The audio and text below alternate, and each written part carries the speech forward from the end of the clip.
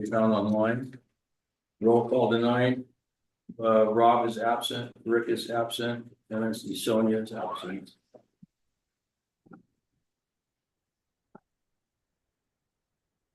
Item number 1 is adoption of the agenda.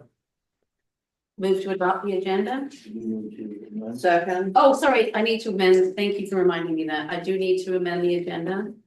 I need to add in 8F, formation of the appeals committee. We get a second. Second. All in favor of the adoption? Okay, unanimous. And Sonia's here now too.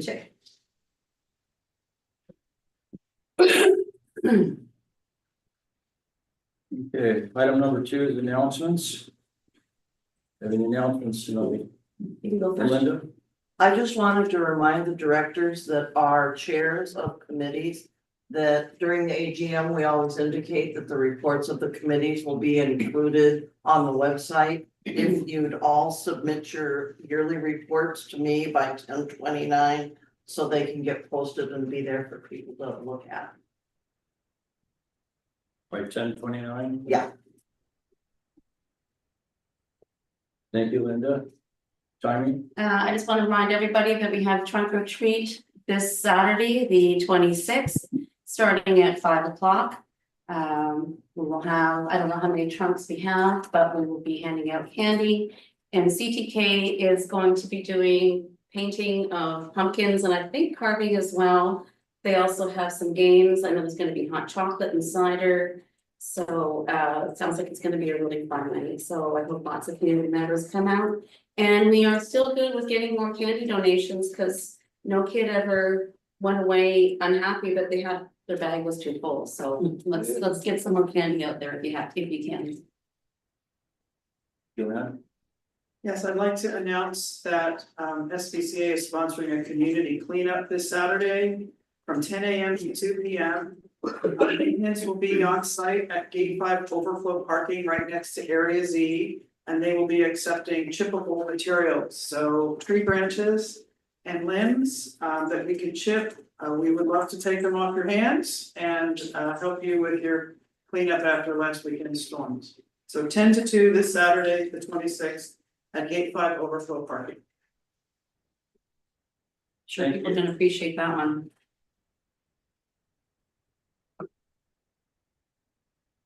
Any additional announcements?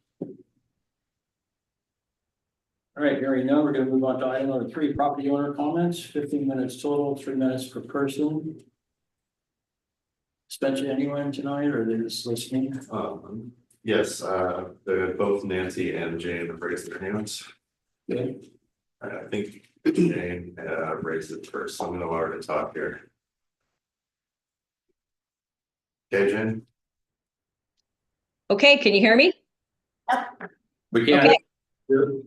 Jane David, 10 Gooseberry Circle. I just have a general comment first, which is that I found it surprising when I received my copy of the October views that a new GM was announced as being hired and that Joanne's contract was extended to late December, given that neither of those had been voted on by the board in open session. As far as I understand, this is not something that the executive board could have done on their own. Requires a vote. I know there's a ratification tonight, but that's not the same thing. Regarding the additional parcel lockers, I appreciate that the board is working to address the issues that you've probably all seen on Facebook, but I would like to know where the actual data is that demonstrates that spending an unbudgeted $30,000 is the solution. How many times per week are packages taken back to the station due to lack of boxes? How many would have fit in a small locker versus a medium locker if one had been available? How many oversized packages are held at the post office? I don't feel that we should be making a decision like this without the proper data to drive it. We can't just say, hey, people are complaining about not having parcel lockers, so let's spend $30,000 to put in parcel lockers. The second topic is the sale of the 3 lots. Again, social media will clearly demonstrate that our residents don't want trees removed when it's not necessary. We have no control over privately owned lots because those owners have the right to build as long as they follow the proper regulations. But these lots are not those lots. We can prevent tree removals by not selling those lots. As far as property taxes on those properties, they range from $100 to $213 per year. This is a rounding error for an association with $6 million running through it on an annual basis. Why not convert those lots to carry the same restrictions as the other SVCA lots, thereby zeroing out even that small amount of property taxes? For 33 Louise View, it's simply ridiculous to suggest that we pay to put in a rudimentary driveway and drainage pipes in order to sell it. And it's just incredulous to even consider selling such a steep lot as 63 Louise View. If any of you have driven by that, you will know what I mean. 3 Louise View, I can see selling that given the higher price tag in spite of the loss of trees. But I also think that a 7% commission seems very high, especially considering that if the developer is the buyer, they may not even have a buyer's agent, and Greg Paul will pocket the entire amount. That's it. Thank you for listening. Thank you, Jamie. Okay, next up is Nancy Algenack. Hey, Nancy? Hi, can you hear me? We Yes. can. Great. Nancy Algenack, 4 Sandalwood Circle. Last July, the Board of Directors voted to take over $116,000 from funds currently obligated to the Barn 8 refurbishment to pay for the proposed Phase 1 Barn 8 structural analysis. The Phase 1 inspection happened over a month ago. By now, there should be at least a preliminary analysis, either written or verbal, that can be shared with the members. The AGM is still scheduled to be held in Barn 8, and Barn 8 is still in use for all the scheduled events. So it seems the analysis is good news for the barn. Why not share that good news with those of us, the members, who paid for that analysis and own that structure? Today would be a good day to start sharing. There is no legitimate reason to hold this Barn 8 structural analysis confidential. Thank you. Yes, yes. Nancy, we don't have a report to share currently. Just to answer your question very quickly, if we had it, believe me, it would have been shared. But thank you very much for your concern. I have a preliminary, like verbal on the form. Well, how come it was the new GM had that information? There has been no report, preliminary or otherwise, received from either Kingworks or our capital projects manager, Tyler Andrews. Okay, but he did tell us. We actually, there, it was. Yeah, I think he said- said he heard that probably from Mike and Tyler in his interview When they were touring. But that's On just that too, right? anecdotal, but we don't have anything from the end. But nothing, yeah, we haven't heard. Okay, moving on to, is that it for property owner comments, Spencer? Yes, there's nobody else there today. Okay, thank you very much. Okay, moving on to item number 4, financial reports. We have folks with this, or Joanne, you want to take this over and then? Yes, Again, I'd like to welcome Ben Hancock from Larson Gross, Larson and Gross, to our meeting this evening. Ben is here to report on the 2023 financial audit. Yeah, thanks, Joanne. So I'm here and I'm going to share my screen here. Let's see if I can pull this off.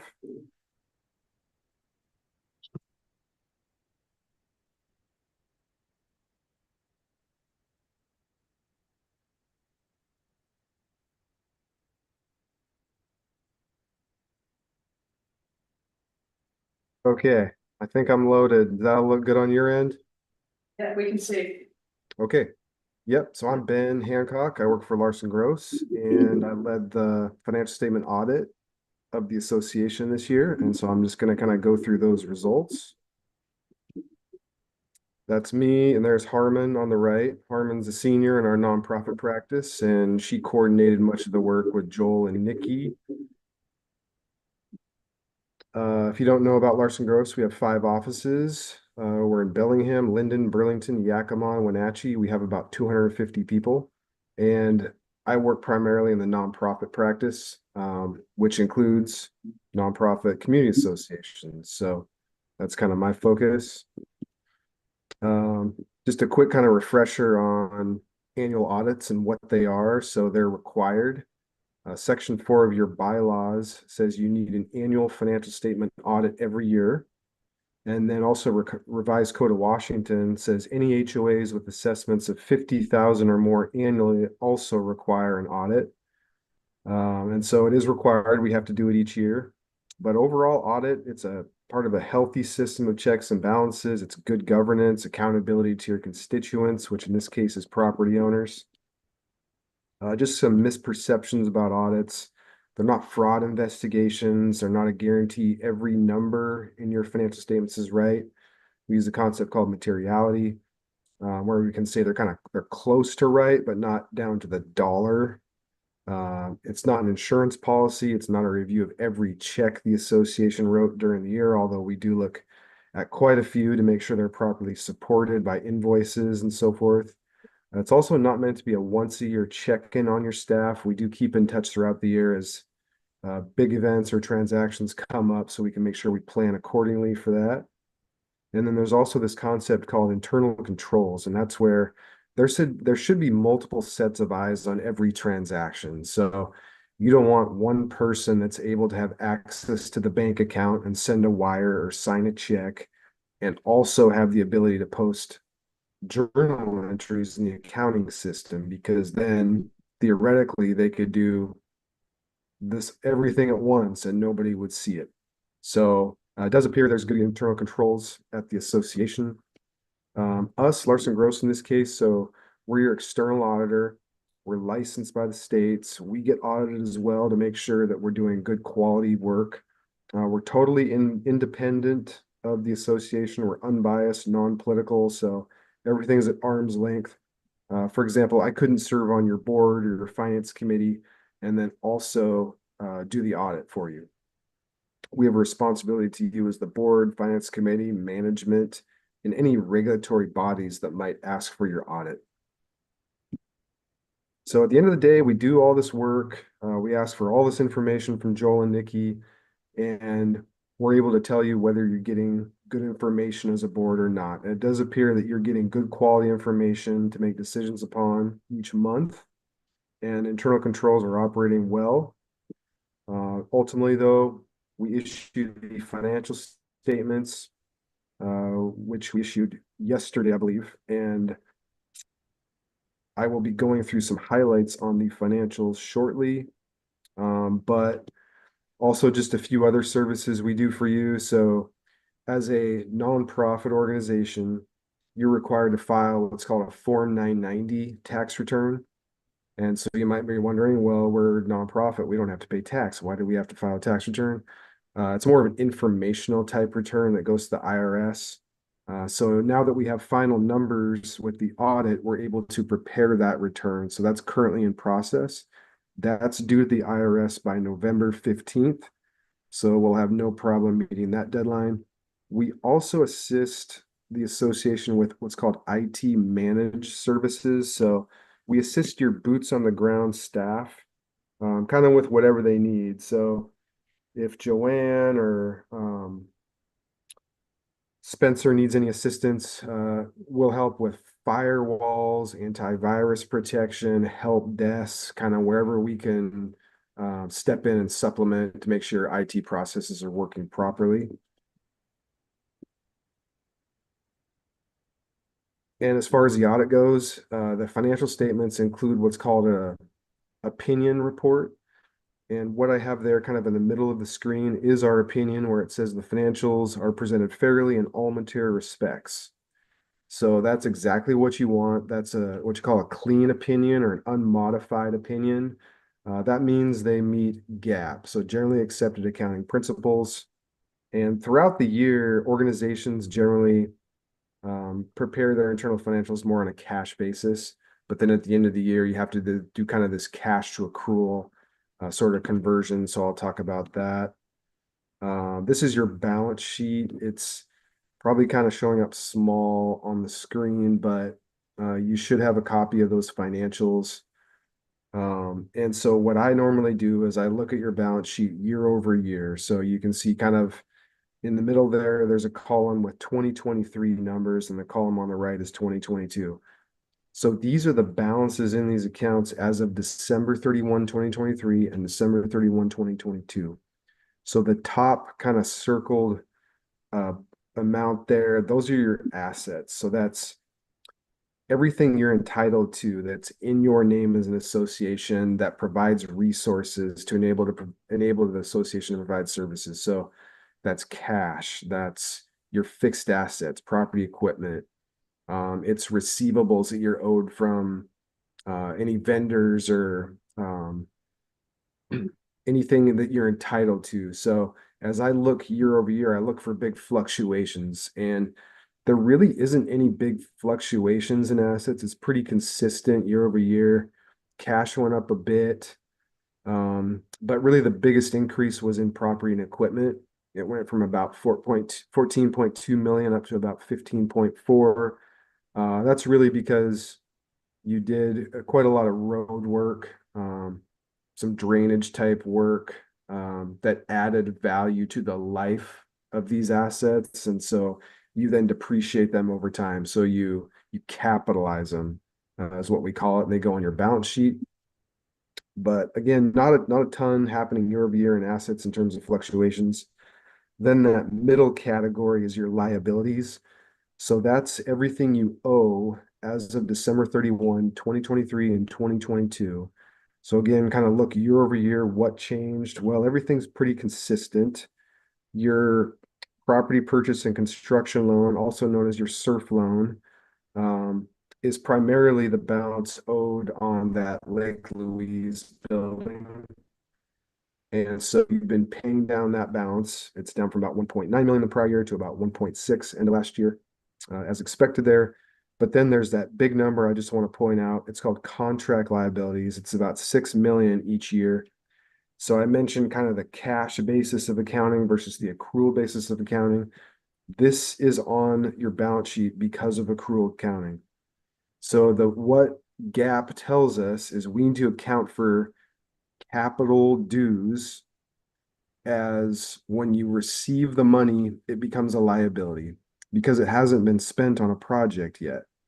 So you can't actually recognize the revenue from that money that comes in as dues for capital until you spend it on the projects. And so until you spend it, it sits there as a liability. So we go through that process to make sure it's accounted for properly. Then down at the bottom, that's your members' equity. That's just your kind of your what's left over. So assets minus liabilities equals members' equity. It's kind of your cushion or your safety net. So it's about 15 million or so, most of which is in property and equipment. So that's kind of the balance sheet. And then income statement, I'll just do kind of the same highlights.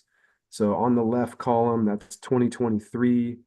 And then on the right, 2022. So this is all the revenue that was recognized in the year. And then down at the bottom half, that's your expenses. So that's everything you paid out during the year. So looking year over year, very consistent again on this income statement. You'll see that third line down at the top, dues and assessments, capital expenditures, and reserve funding. That is the amount of money that came in as capital dues, but was actually spent. So this recognizes what was actually spent on the projects itself. Then expenses, pretty consistent year over year as well. revenues went up a bit, close to 650,000 or so, but then expenses actually went down during the year over year. So I think what this tells me is you're probably doing a really good job budgeting and following the budget. And then bottom line, revenue minus expenses was a positive 1.8 million. So I'd say job well done. I mean, you always want a positive number there if possible. Some years you might go less depending on capital projects or big expenditures, but last couple of years, really good, really good. Joel, was there anything you wanted to add on these last couple slides?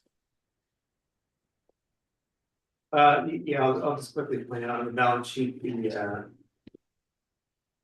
so that property purchase and construction loan, that also includes the refinance of the current SURF loan, I mean, the old SURF loan as well, so the Welcome Center purchase with the land and stuff, that's approximately around $1 million of that, and then the rest of that is a refinance of the prior SURF loan. Just in case anyone was thinking that we spent.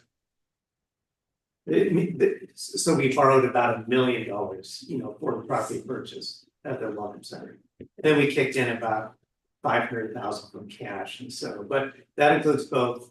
That includes the Welcome Center purchase loan and also the refinance of the prior SURF loan. That's all I wanted to say about that. Okay.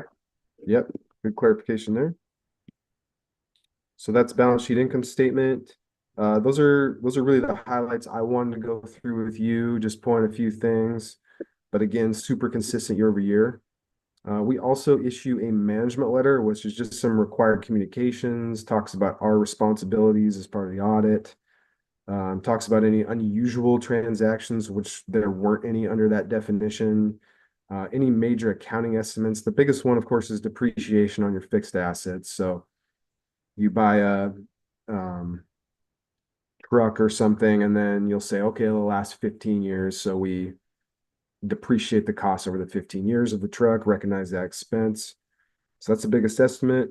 And again, that the internal controls work we do, as I mentioned, we didn't have any deficiencies we identified. It appears that the controls are operating well and are designed well. As far as audit adjustments goes, there was only 2 during the audit, which is super low for most of the clients we work with. One of them was just one that Joel and Nikki gave to us after the original trial balance was provided, which was fairly small. And then one that we do on our end where we reclassify the current portion of long-term debt that's due in the next year on the balance sheet. So, overall, really good audit outcome, went really well. Joel and Nikki did an incredible job getting us what we needed and just really clean information, which is shown in just these 2 little adjustments. So I just want to say thank you to Joel. Also, thank you to Nikki, because there's a lot of information. It takes, a couple months to get through all this. And that's all I have, and I'll leave it open if there's any questions. Linda? So without having documents to look at ahead of time, I just wanted to confirm, there was a statement you made about dues and when we receive them and how they're recognized. Isn't this a change that took place a couple of years ago in reporting? Yeah, it did. It was actually for the audit statements for 2020 that actually reached back to 2019. So the 2019 statements were restated as well as we had to. But I just mean comparatively wise in the 2020 audit statements. I thought I remembered that. I just wanted to confirm that when you made that statement. And the other thing is so for correcting entries, there's only 2 adjustments that you need to make.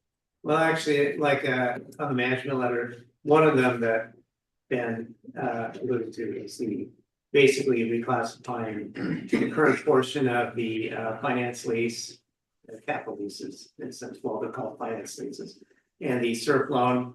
But that's not like a restatement of an error. Basically, these audit financial statements present what are called classified statements, which break out current and non-current. We don't do that in our system. This is literally just for the audited presentation of it. But the other entry, which is just, it's total $6,560. I didn't need to make that. That wasn't material at all to do. Literally, I just did that just as a housekeeping thing, just to really tighten up the records. I know that sometimes when you look at the GL and stuff, you get to see where they're correcting, it actually lists the correcting entry. And I just was saying there's just two of those, that's Yeah. fine. That's correct. That's all I have. Yeah, good question there. And you brought up the change in accounting treatment, that new standard. It's called ASC 606. And we do that so we can have that clean, unmodified opinion on the statements. Because if we didn't do that entry and just maintain the cash balance approach with that, we would have what's called a qualified opinion, where it would say these statements are correct other than this revenue. So it's well worth it to have the clean opinion. Okay, thank you. Well, Ben, thank you very much for your work this year, and we look forward to getting the tax return finished expeditiously. Absolutely, yeah. Thank you. Yeah, it's a pleasure working with you all. Thank you for your Yeah, time. man. Thank you. Okay, take care. All right, moving on to item number 4B, August financials. Joel?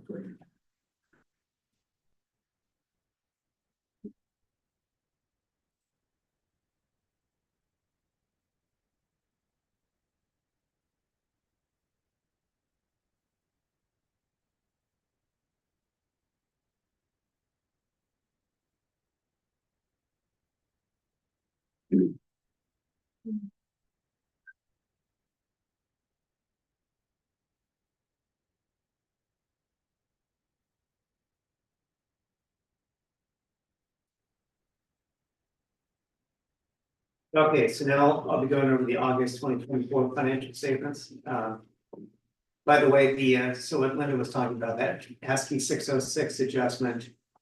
At the bottom of the balance sheet, I always put this bottom of the balance sheet, but that's where basically the last place we talked about getting the year 2020 and so on and so forth, that we do this adjustment now. Just to put that adjustment in a quick nutshell, it's an adjustment that actually I make. It's one of the last adjustments that I make for the audited financial statements before they come out. But basically what that ASCII 606 says, it's a really annoying standard, especially for HOAs. And it really applies to capital dues coming in. But like in prior years, on our financial statements, we'll let you do this. I'll just go to the second page real fast. So over here, you see the capital dues amounts right here. Now, so these are the 2024 capital dues coming in to the association. So according to ASCII 606, we can't classify that as income yet until we spend it, basically. So you see how this would create a really kind of bizarre looking set of financial statements, you know? Other CPAs joke, you know, the profession that this standard was supposed to make everything so transparent, and all it did was make everything utterly confusing and chaotic. So that's why on our financial statements, internal statements, just ignore that standard. So if people know by looking at this, that's how much money we took in for capital dues. And that's basically what this footnote says at the bottom of the balance sheet. Just basically says we're going to keep it as is for internal reporting purposes. So it's how we've always done it. So it's really easy to see what we took in for 2024 for the dues. And then I make that adjustment once a year for the audit. And so that gets reflected in the audited statements and pulls the audited statements in line with GAAP. Basically, that's what goes on. And this year actually, so basically when we buy stuff, you know, whenever we take the money that we took in for capital dues and we use it on legitimate purposes, you know, roads, bridges, whatever, buildings, all that sort of stuff. Once we do that, we're actually kind of, it's kind of like first in, first out. So it's like, are we spending the 2024 dues? Well, no, not yet. We're still spending 2021 or 2022. It's kind of like first in, first out with the money. So, but But for 2023, coincidentally, came pretty close, the adjustment with what we took in for 2023 anyways. It was within like a couple $100,000 or so. And that was just coincidental. That's why some years you could see, we spent a lot of money on a lot of capital stuff. You could see how we could have a lot of capital dues revenue that year, even though we didn't take in that much, see. But then another year could be the opposite. It could be, we spent very little on capital stuff. So then our capital dues revenue technically for GAAP would be lower, because that's what we spent, even though we took in more for that year. That's why it makes it so just ridiculous. That whole standard is stupid, quite frankly. HOAs, but so anyways, enough of that. Then now I'll just get into the financial statements real quick. And in terms of the balance sheet, there's nothing really outside of the ordinary that I haven't discussed last month. So there's nothing new going on with this, no new accounts. We already talked about the library lease, deferred library lease revenue. That was the last new thing. So nothing new on top of that. So the balance sheet is pretty well covered. There's no real huge differences going on that's outside of something that's really, like not normal. So it's the balance sheet looks great. So now we'll just go into the meat of the order. We'll just go right into the income statement right here on the second page.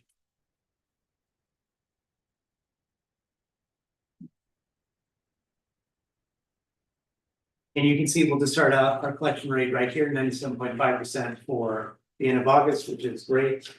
Our collection rate out, obviously I've calculated collection rate for September, and it is year to date 97.8%, so it went up.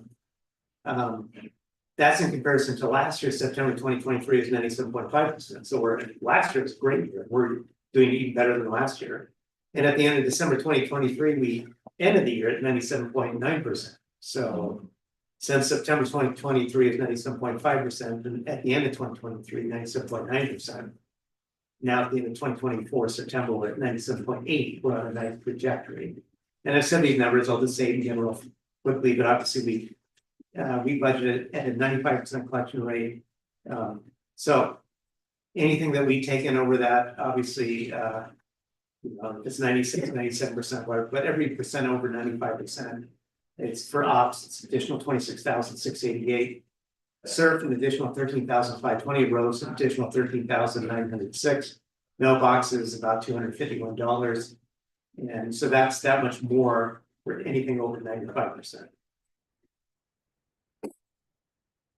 In terms of, we'll just go right to the bottom line for August. You'll see right here, we'll look at these two numbers. Operating net income, 597,994. As opposed to last year at the end of August of 2023 was 665,203. So we're pretty much in the ballpark where we were last year this time. We're still in a good, strong position. Better than budget by 286,338. Last year we were better than budget by 377,966. But some of this is also fine tuning that budget spreads in terms of forecasting when things will come in. Now, so I have mentioned the revenue to expense ratio, which is just literally when I give you this ratio, that means like, okay, August 2024 is 83%. So that means for every dollar of revenues, we had 83 cents of expenses. That's all that means.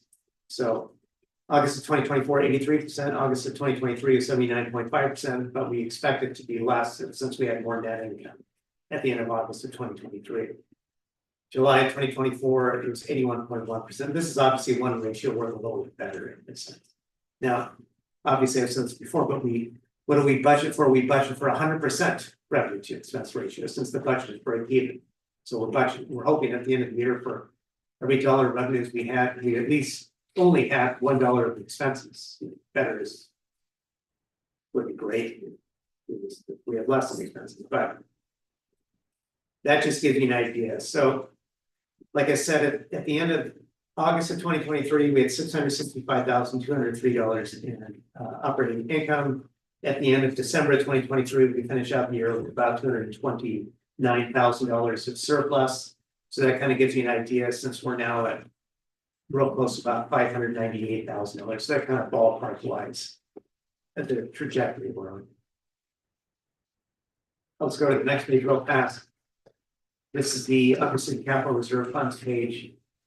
Talked about this every single month. You know, it has the main capital accounts served right here, roads. Mailboxes, UDR, the big ones. And then you can see, you know, we have all the cash coming in, dues, and this is all the money going out the door, checks cut on search stuff. In this case, 4 months outlook at 95%. So we're budgeted to take another 428,139 in dues collections. Our CERT loan repayments going out for the last 4 months of the year. And this number right here, obligated expenses holding, obviously I talk about this every month. That's just the amount of all the projects that the board approved. That's how much more money we could expect to spend if all those projects come in according to the budget of what's approved. Now, if we already cut the check on the project, it's up at this point. So that gives us, then we have the $600,000 board recommended carryover balance, just basically amount we don't want to fall below. Net usable cash, bottom line at the end of this is net usable cash projected at the end of the year for 2024, 1,720,324. Last year, at the end of August of 2023, that number was 2.41 million. But this is just a function of how much the board is approving and how much we're going to spend. So the big thing is for us to, you know, the closer we stick to the capital plan, that 10-year capital plan, that's the big thing. Roads, same thing, 500,000 board recommended carryover balance, but we have 1,484,425. Last year it was 1,440,000. So roads is actually a little up over last year. This is projected at the end of 2024. We do have some projects obviously coming up, so this will drop, you know, when projects get more projects get obligated. But like I said, as long as we stick as closely to our 10-year plan, that's the goal. Because that 10-year plan shoots not to drop into a below zero, obviously we can't do that, obviously, but the 10-year capital project shoots to maintain that equity reserve balance, you know, throughout the 10-year period. Now the UDR amount right here, this 252,524. Remember that this county manager obligated amount 45,000, and then I think that was that July or July when it was de-obligated, but Yeah. August. no, yeah, obviously that was, yeah. Is that reflected in? Yeah, so now, yes, so the bottom line is now that we're in August, you remember last month how even though the board approved it, since we were doing the, you know, the July statements, you didn't see it, but now that these are the August statements. Yes, that 45,000 has now been pulled out of that. So if that was still in there, it'd be less, obviously. But that's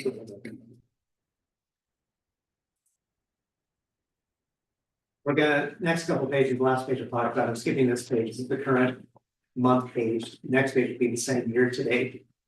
January 1 through August 31, 2024, year to date. So you're looking at the, there's that 597,994 operating income like I talked about before, but now you're going to see it on a departmental basis, how each department contributes to come up with this amount. You'll see some big, so like net, better, worse, you know, like categories right here. Obviously, the big thing, the ATC security. Perfect. And this one is what? It was a surprise when I looked. Oh. Well, this is a good surprise. This is a nice number, better than budget. And that's primarily related to the new home construction fees. Did you say anything about that? So that's related primarily to the new home construction fees. That's the big thing. The common cost obviously is legal services over budget by 66,000. Let's see, accounting. Economic County. That's mainly just title reporting fees. Title reporting fees are 17,000 less than budgeted through August year to date. Audit and tax expenses, it shows an over budget of about 7,000, but it's not that it's over budget, it's just the timing of when those bills came in versus when they were budgeted to come in. So that number will turn around. Okay, so golf right here, so now we'll focus on golf. So I just highlighted the golf line item, you'll see that golf actual revenue, this first number here. 1,135,780. Golf at the end of August of 2023 is 1,159,600. So the revenue is down by about 23,845. Expenses year over year is what. For September, we'll see that disparity grow between current golf revenue compared to last year golf revenue. And the main driver of that is weather. Way back in February, I think I warned everybody that it was going to be challenging to match last year's golf revenue because last year the weather was absolutely perfect. The rain stopped early in the season and it didn't start until late in the season. And that made more days available for play, and more people wanted to go out on the course. This year, they've done an astounding job of keeping within shouting distance of revenue from last year. And I mean that sincerely. They've had very significant challenges to revenue this year. For one thing, until April, they were offering a 20% discount on rounds because the greens had been damaged by winter freezing and they had temporary greens set up. So that discount, all the revenue collected through April was discounted by 20%. If you look at our turf care superintendent, Greg Wadden's rain meter, you can see that we have, I think, about 14.5 more inches of rain this year than last year, and it tells the whole story. The average temperature in September has also been much lower. But when the clouds stop sending down rain, people rush out and play golf. And in fact, last weekend, we had the first winter tournament. Were you here for that, Stu? No, you weren't here.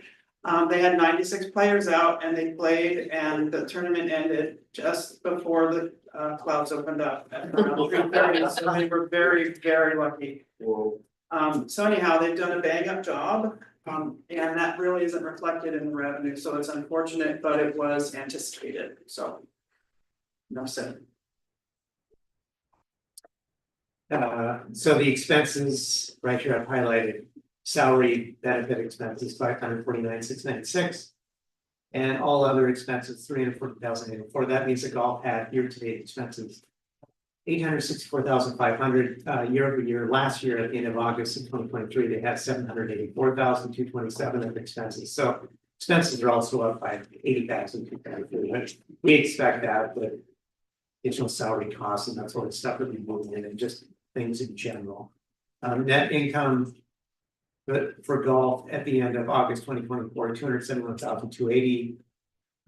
Last year at the end of August of 2023 is 375,398. So you can see, obviously, that's like what Joanna was talking about, what leads to a difference here with these factors. Marina, line below it. So you can see actual revenue, we're at 248,110 year to date through August, obviously. Last year at the end of August 2023 is 188,575. So good thing is marina revenues are up by 59,535, obviously raising marina fees leading into that. The net income for marina 236,972 versus last year it was 179,509. So the net income is up 57,423 as well for marina. So obviously that's offsetting some differences in golf. But I would say for the most part, those are the big highlights for August. Any questions about August? So I have a question, but it's just a general question on the artist, but like so for a legal settlement, you report that as a separate line item under either other income or other expenses, right? Yeah. So let's say though that it is some type of settlement that pays an employee through our payroll system. Where do you report that on our income statement and to our auditors? That goes into payroll expense, into wage expense. So there would be no way for community members or even potentially board directors to know if something like that occurred? Not through like payroll information. I mean, unless you had access to like payroll records, but that's where it goes.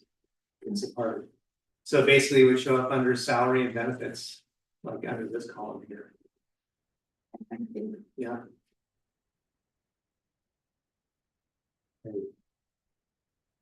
Any additional questions? Okay. Thank you, Joel. Yeah. And now we're gonna move on to item 5. Consent agenda for 5A, B, C, D, and E. It's the meeting minutes from September 5th, 12th, 19th, 23rd, and 26th. Can we get a motion? I'd like a motion to have those minutes approved as submitted. Or if anyone has any edits that I need to do to them, there are a lot of them and I'd like to get them posted as soon as I can. Second.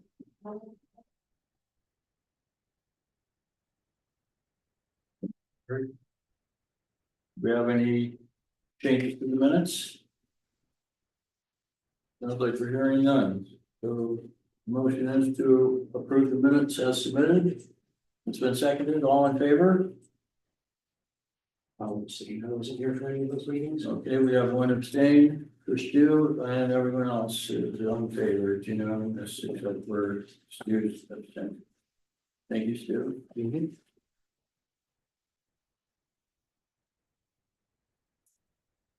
All right, moving on to item number 6, the DM report for September. Joanne? I'd like to start by talking a little bit about capital projects. Because the Lake Whatcom soil disturbance period closes at the end of September, finishing work on several capital projects was a focus for this month. This year's major roads project included asphalt improvements on Deer Run Lane, completing the Cold Spring Lane drainage repair, and replacing 42 culverts that were located throughout the association. Deer Run and Cold Spring were both completed, and 51 culverts were replaced. The number of culverts increased because when excavated, it was found that what we thought was one culvert in many cases was actually 2 or more shorter lengths. We've updated our culvert inventory as mentioned, got through 51 instead of 42 replacements.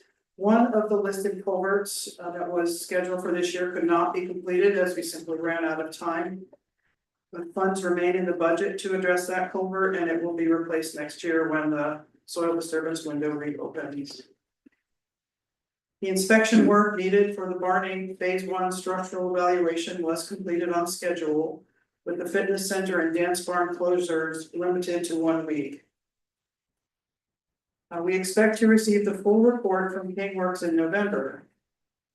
This phase of work includes an evaluation of the structure only. It is not an assessment of whether or not there is extensive damage or decay in the building. The Phase 1 inspection was conducted to confirm how the building was built. This information is used by the structural engineer to determine if structural improvements are needed.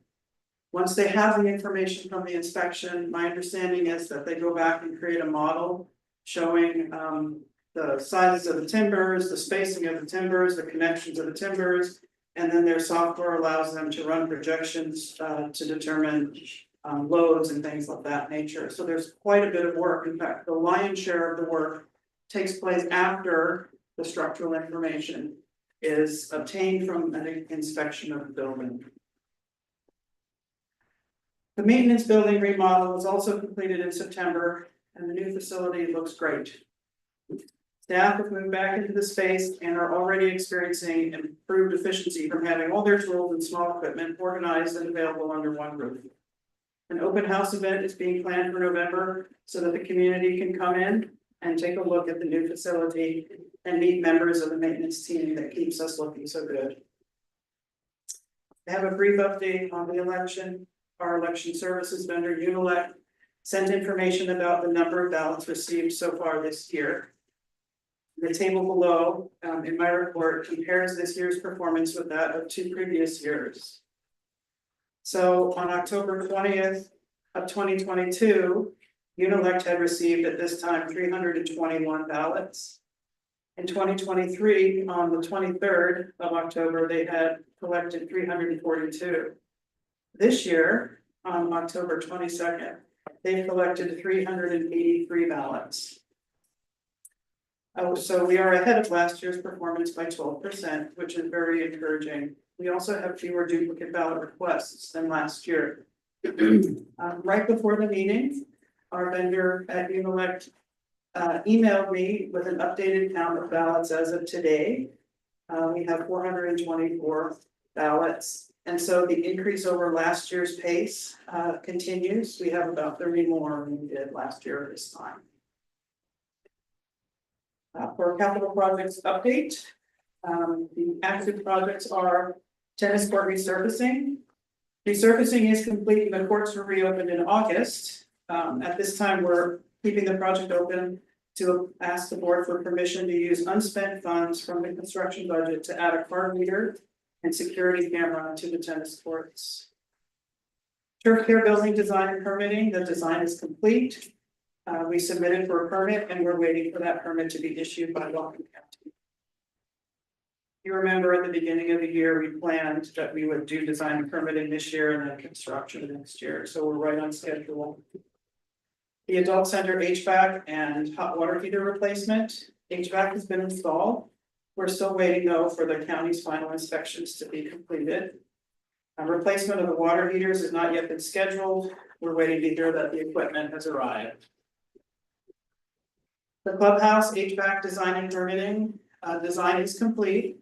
And we expect to be able to submit the permit application in October. Bridge design and permitting, design is still underway, but again, we expect to submit for permit in October, so it's near completion. There's one project on hold that we all know about, Barn 8. And it continues on hold until we get the full report from the structural evaluation in November. The completed projects list has grown to include the clubhouse and adult center painting, the area of the maintenance shop. As we talked, it was completed and they moved in. The fence replacement project is complete. And if any of you have seen the new fences, they are much better looking. And the RV storage area looks great. And everyone has commented on that as they brought their RVs back. So that was a real improvement. Did we get any additional spaces? No, but several of the spaces were virtually unrentable because they were underwater. And those can now be rented. So we have some available spaces and we've started calling through the waiting list, which is good news. And the other improvement is that the spaces are more carefully laid out and marked. And when people are coming back into the storage area, we're taking into account the size of their RV or trailer and putting it in different spots because some of them are longer than others. So it's a much more efficient layout and it's being managed more closely and for better service to customers.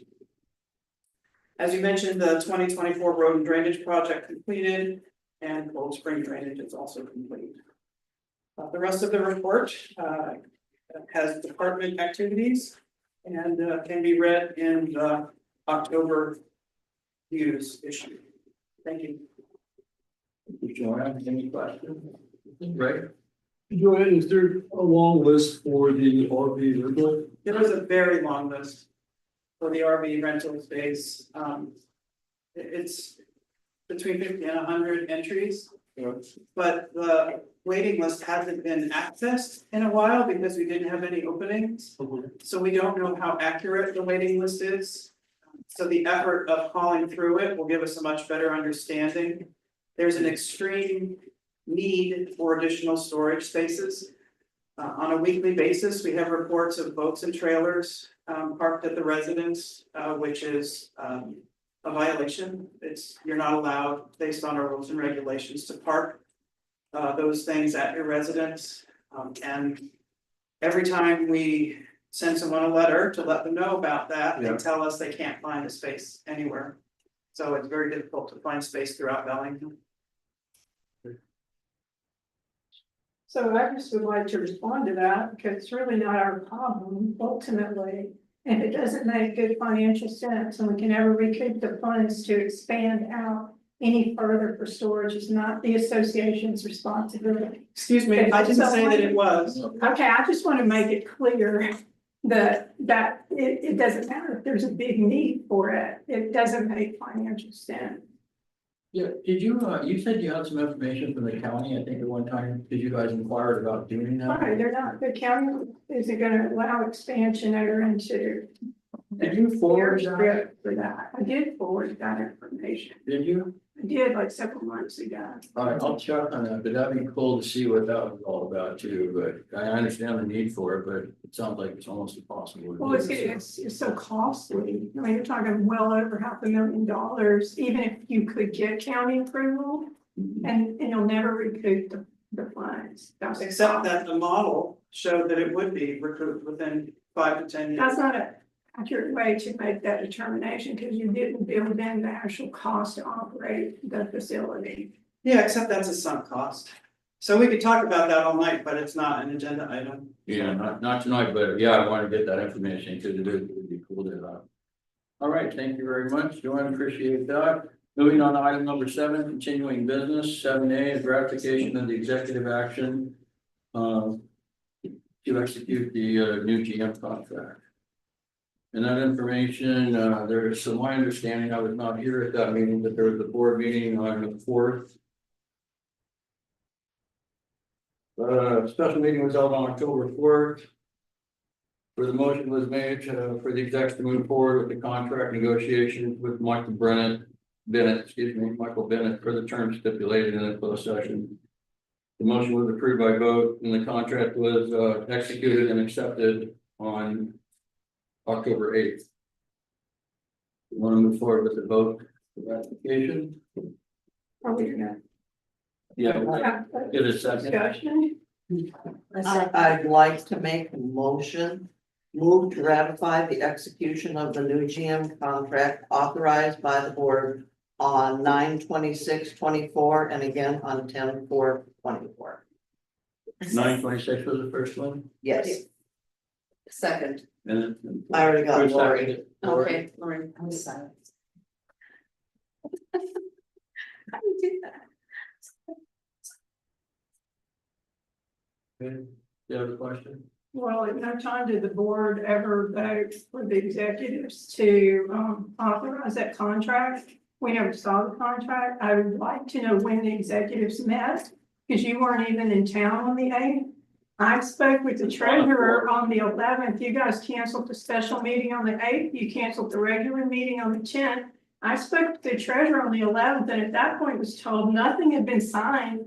Contract I dated didn't the say 8th. that, I said, you asked me about it and I said, I had never. You said that. he's out of town, nothing's been I signed. did not say Keith's out of town, nothing's been You signed. did, and you said he'll be back on Monday, wait Absolutely to send an email on I said, Monday. wait to send an email to Keith if you wanna know information about it, I did not say that it had not been signed, I made no comment. You actually said, I'm gonna I ask them did to do a not. special Okay. meeting next I Thursday. did not. Okay, well, It's irrelevant. So when did you guys meet?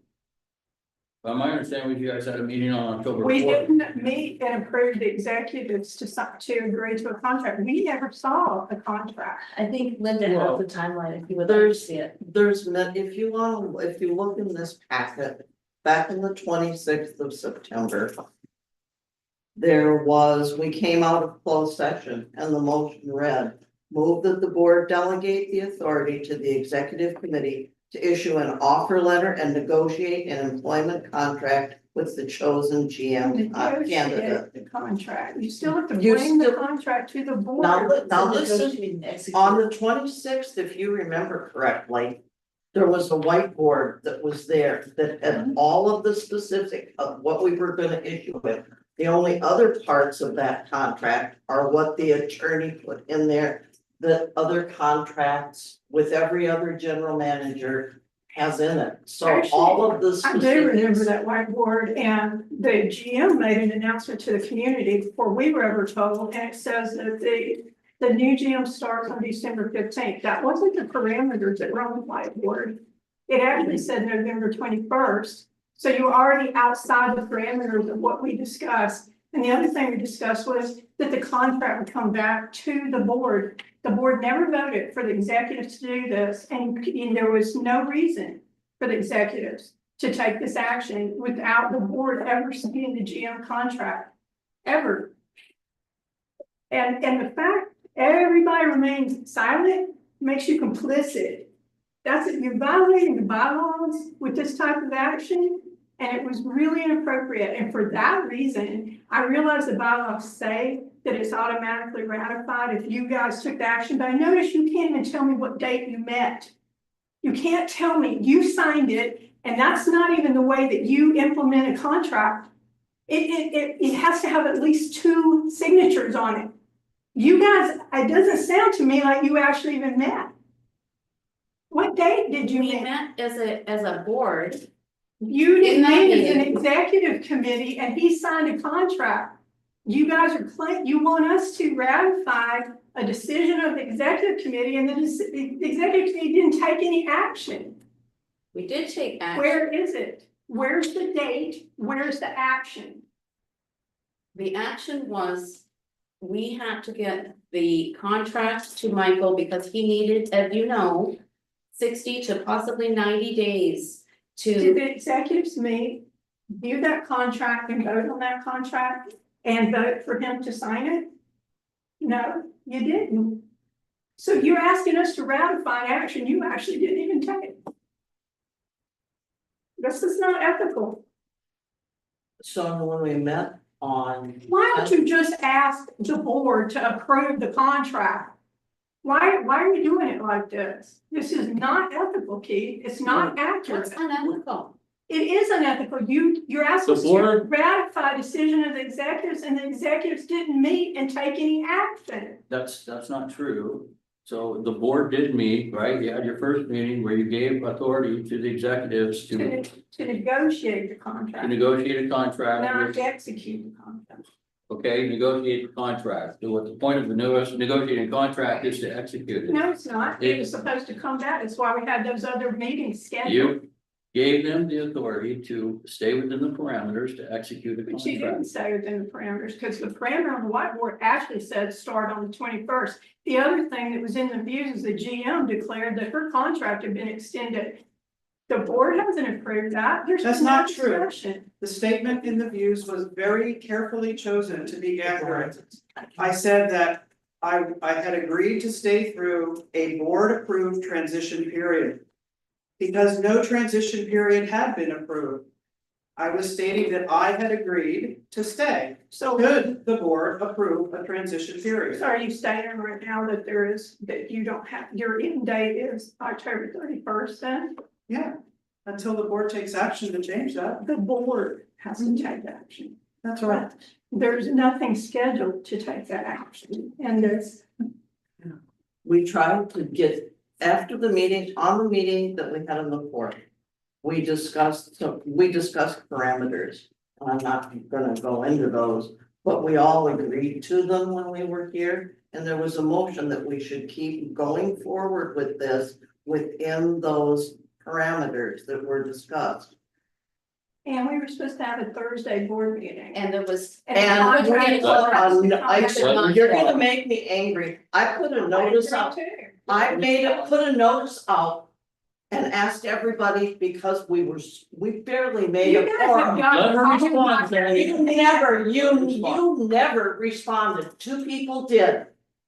That was I always Rick show up. and Lori. I You always never, show up. you never I'm always responded. probably the most reliable board director there is. So I'm always here. And the reality is, Let her you guys respond. did not meet. You can't ask us to ratify something that an action of the executives when you did not meet and take that action. That's simple. I don't know that you're saying that we didn't meet. Why are you saying that? Did you meet? Well, we met via phone and on, yes. Like, not Zoom, but not. Every day. We met every day. Met every day. Yes. But you we did. weren't available to actually participate in any of the meetings regarding this matter? You weren't available because you were gone and you weren't available even And remotely. anyway, But yet actually, you were that's not- available. That is not true. That's not We true. spoke to him all the time when he was on. his What trips. day did you guys ratify this? What day did you take it up? We didn't wrap, I could tell you the day we met and Yeah, agreed to do it was on. Sorry. October 8th. it was done. We had October. numerous conversations. We have a contract, right? It's got. We signed do, by the it's guy. executed Yeah, yeah. October 8th. Yeah, we actually, So we have one. yeah, Like, that everyone- occurs. It's how it was We done. hired somebody Yeah, and some actions were taken to get in a point A, perfect way. point B. But Oh my God, this is exactly what I'm talking about. You're Okay. complicit when you allow people to not follow. It's real simple. The bylaws spell out how things are supposed to be done. The contract's not even, it's not even executed properly. That it doesn't have, they have electronic signatures and it's only the signature of the president. That's not true. It is. All right. So thank you for your comments, appreciate that. The President motion on the Michael. table is to move forward. It's gotta have two executives on there. So can we take a vote? All in favor of ratifying the contract, the new contract with the general manager? we got a contract, we gotta accept, we gotta have something. It's automatically ratified. I don't have to vote for it. Okay, thank you. Any objection? Any against? I'm abstaining, I was not a part of the Okay, decision to abstaining. make that contract and. Sonia, Don't agree with it. objecting, Rejecting. I would say it as well. and Stu, Abstain and Stu. Where you were forced. So for the clarity, it's automatically ratified. Actions of the executive committee per the bylaws are automatically ratified. It doesn't matter. yeah, I know, So I just wanted to be in record and be open, that's fine. Okay, moving on to item number 7B, announcement of the new GM. So I'd like to take this time to announce that Michael Bennett has accepted the position as Sudden Valley's new general manager. He brings over 20 years of management experience, particularly in California and Washington. Currently managing a place very similar to ours. It has 1,831 lots. It's located on a lot. They also have a golf course, tennis courts, pickleball courts, free boat launches, free recreation areas, disc golf course, horseshoe, barbecues, picnic facilities, and also contains a staff rec center. This community also contains 25 miles of paved patrolled streets with staff gate entry gates, clubhouse and bar, admin building and maintenance yard. So it's very similar to what Sun Valley has. So I think it'd be a great fit. His original start date was December 15th, but he had the ability to move that up to Tuesday, December 10th. So that's exciting news, to be able to start a few days earlier. So after he gets settled in, I'd like everyone to, stop by and see him, give him a week or 10 days or so, say hi or give him a call, shoot him an email and welcome them to the community. And anybody else, anything else you want to add to that? No, okay. okay, Yes, so sir, go ahead, Rick. so we hired we just hired me. Yes, sir. December 10th, he started. And if this goes to Christmas time, he's gonna adjust and all that stuff. Is there any more, afford warmer, entry that we can offer?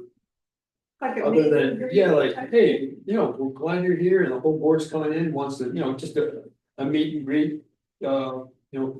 Cocktail hour or something, just a little bit more formal than, hey, we'll just roll in your office and you're just getting used to, and I'm glad to meet you, who are you? But I'm thinking at this stage, we need to move the bar up a little bit and really greet this guy.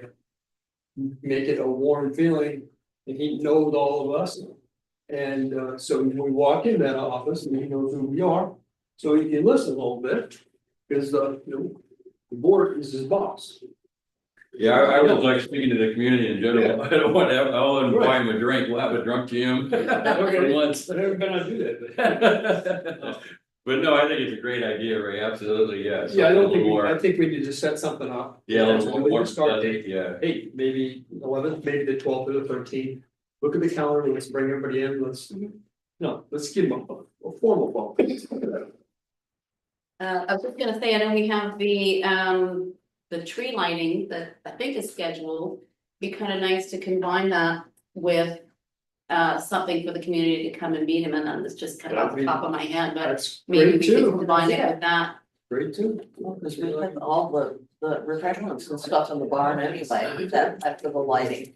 Yeah, and so I have a couple of additions to that for this year, but it'd be kind of nice to also make that a I don't know, just throwing that off the top of my Yeah, head, no, but that's a great idea to do something for him and get to know him. Maybe separate, maybe, you know, something with the board and then something with the community. So do I need to do something more to make that happen, or do we need to? No, I'll put a sort plan it out. together? It's already up? No, I will organize it, given the consensus that I see here, I can arrange that event. Awesome. You can throw ideas in the pot too if you want. Yeah. We can put you to work. Gonna bring a few bottles. No. Break it in. All right, moving on to item number 7C, revised policies, the board member and committee chair involvement in association management. Linda? Okay, I'd like to make a motion to get a final approval of the final amendments and edits to the policy. We had most of them before, but there are a couple on the page that were recognized. Those changes have been made. I'd like to add one additional thing. I need to change the date to October 24th. Since we didn't have a quorum for a meeting on the 10th. So I would ask for approval for this policy. I'll second that motion. Any questions? AJ? I think there's one last strike through that needs to happen. In the first paragraph under policy, second to last line, the board president or the also instructor.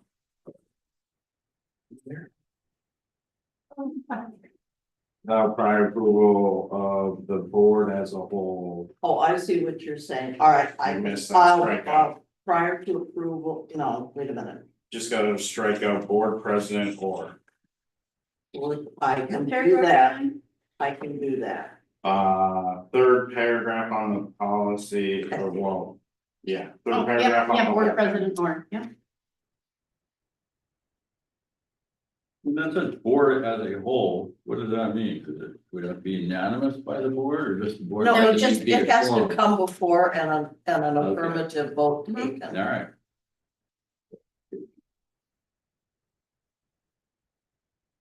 Anybody else? With those edits, can we agree to pass this, make them, and I'll make the changes before it's posted? We have a second, right? Yes. Yes, we Keith. do. Okay. Does everything else look adequate to everyone? So with those changes, we're good to make the Mhm. move to approve? All in favor? Unanimous. Thank you, Linda. Okay, moving on to item 7D, tennis court resurfacing change order. Joanne? Thank you. The purpose of this memo is to request board approval for a change in scope. Capital project 9723.05, the tennis court resurfacing. The major elements of the 2024 tennis court resurfacing project have been completed and the courts reopened for play on August 20th. Within a few days, we have reports that the courts were being damaged by small wheels, such as those found on some bicycles, skateboards, and roller skates. Although signs have been posted limiting use of the courts for racket sports, it was clear that they were being used for activities other than that. So the gate to the new courts was locked with a padlock. This system controls access, but is inconvenient for members since they have to wait for rec staff to come and unlock the courts. To improve access while still protecting them, we suggest the installation of a card reader on the gate as well as an additional security camera, which would allow staff to monitor the courts remotely from the front desk where they're sitting. Guardian Security is the vendor that installed and supports our current card readers and security cameras. They provided a quote of $9,449.17 for adding a card reader and a camera. Adding this equipment to our current system would also increase our recurring monitoring costs by $55 per month or $660 annually. Additional electric work is needed to provide power to the proposed security equipment. A quote of $2,970.24 was submitted by Dillon Electric. Dillon Electric supported the recent Barney structural evaluation project and has worked on other elements of the electric service installed in and around the rec center. Because of this experience, they will be able to complete the needed work more efficiently, so we did not obtain additional quotes. There is $12,856 remaining in the funds that have already been obligated for project 9723.05. The work proposed to add a card reader and security camera totals, incidentally, $12,419.41. So no additional funds are needed. Because this scope is outside of what was originally defined for the project, however, we are asking the board to approve this scope. For those reasons, I request that the board of directors approve a change in scope to allow the remaining $12,856 of funds obligated for project 9723.05 to be used to add a card reader and security camera to the rec court or tennis courts. Thank you, John. So the motion is to move that the board of directors approve a change in scope to allow the remaining $12,856 of the funds obligated for project 9723.05 to be used to add a card reader and security camera to the rec court or tennis courts. Second. Thank you, Linda. Any questions? Comments? None. All in favor? Any opposed? That's unanimous.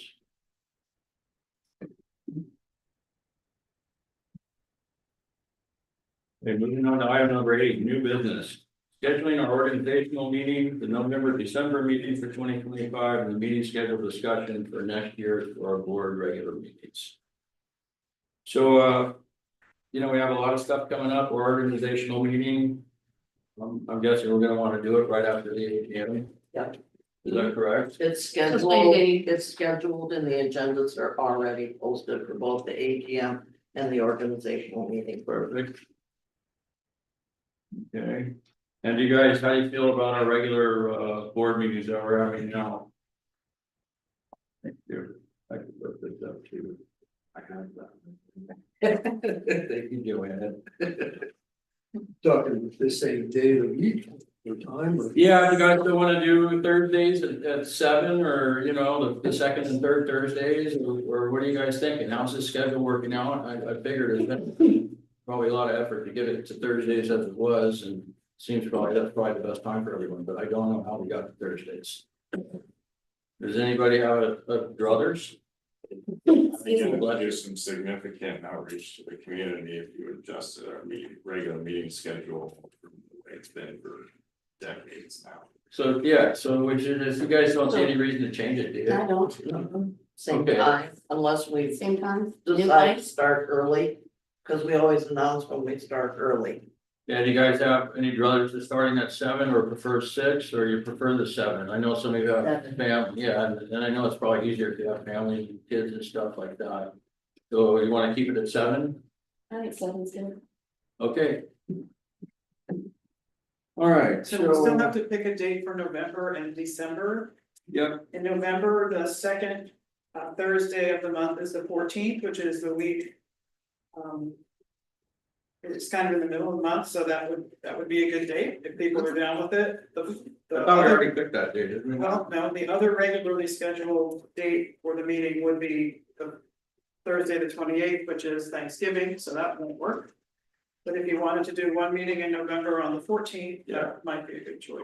That's actually what I circled on here. Are you reading? I think it's early enough to Yeah. allow people to travel for Thanksgiving and that sort of thing, Yeah. and. Are you guys good with that? November 14th for our meeting, 7 o'clock, then we'll do it. Yeah. Okay, so Okay. November 14th, our AGM's the 2nd. We'll have an organizational right after that, and then the 14th will be our first regular meeting. And then moving on to December, do you guys feel the need for 2 meetings in December or just one? And I circled the 12th on here for some reason. I did too. I think it's a good idea. Yeah, maybe Let's just just in the do middle that. and It's make a it- regular meeting and, On December 12th, yeah, that would be the second Thursday in December, then we'll yeah. stick to our schedule and then we'll stay off. The next one be the 26th and we don't want that, so Mhm. then our following meeting will be, January, January. no, But that's- The regular schedule. Yeah, they jump to our regular. Yeah. schedule. I just want to see what that is. There's gonna That would be be a like the, schedule that'll be posted by staff. So that Even this like is the January. whole year, Yeah, of when we have our regular meetings. That way we basically committed to that, and it's something that goes out and stays on the website with information for the membership. all right, so we're going with the motions. Move that the board of directors approve the following meeting schedule. For November, our meeting will be November 14th at 7 p.m. We'll also do December 12th at 7 p.m. And we'll keep our schedule on the second and fourth Thursdays of the month at 7 p.m. Second. All in favor? Any opposed? Question? December 14th is nothing now? No, December December 12th. 14th, the 12th. it's November 14th and December 12th. Yep, December 12th. It's a Thursday, so it'll be our regular Thursday. 14th of November, December. November 14th and then December December 12th. 12th. And that was unanimous, by the way. Thank you all. Since that's 2 days after the new general manager will have started. Would you like to do something in conjunction with the meeting, perhaps come early and? Yeah, he's starting December That's a 10th, good good idea. point. It's a good idea. Yeah, But you guys don't come to meet anymore. maybe meet you in Hawaii Well, instead. So we'll be meeting at 7 o'clock for the meeting. Oh, we're excited. For a better meeting around. Yeah, we can 6. Yeah, something like that. You want an early start on the, on? Well, no, we'll have our reception It'll be a reception. at 6 and then a meeting at the normal time. How's that? Yeah. Does that sound, Easy in the community, so it'd be perfect out there to do a reception. sound good? Yeah. All right. Very good. Okay. All right, moving on to item number 8B, approval request for the WTA property use agreement. Joanne?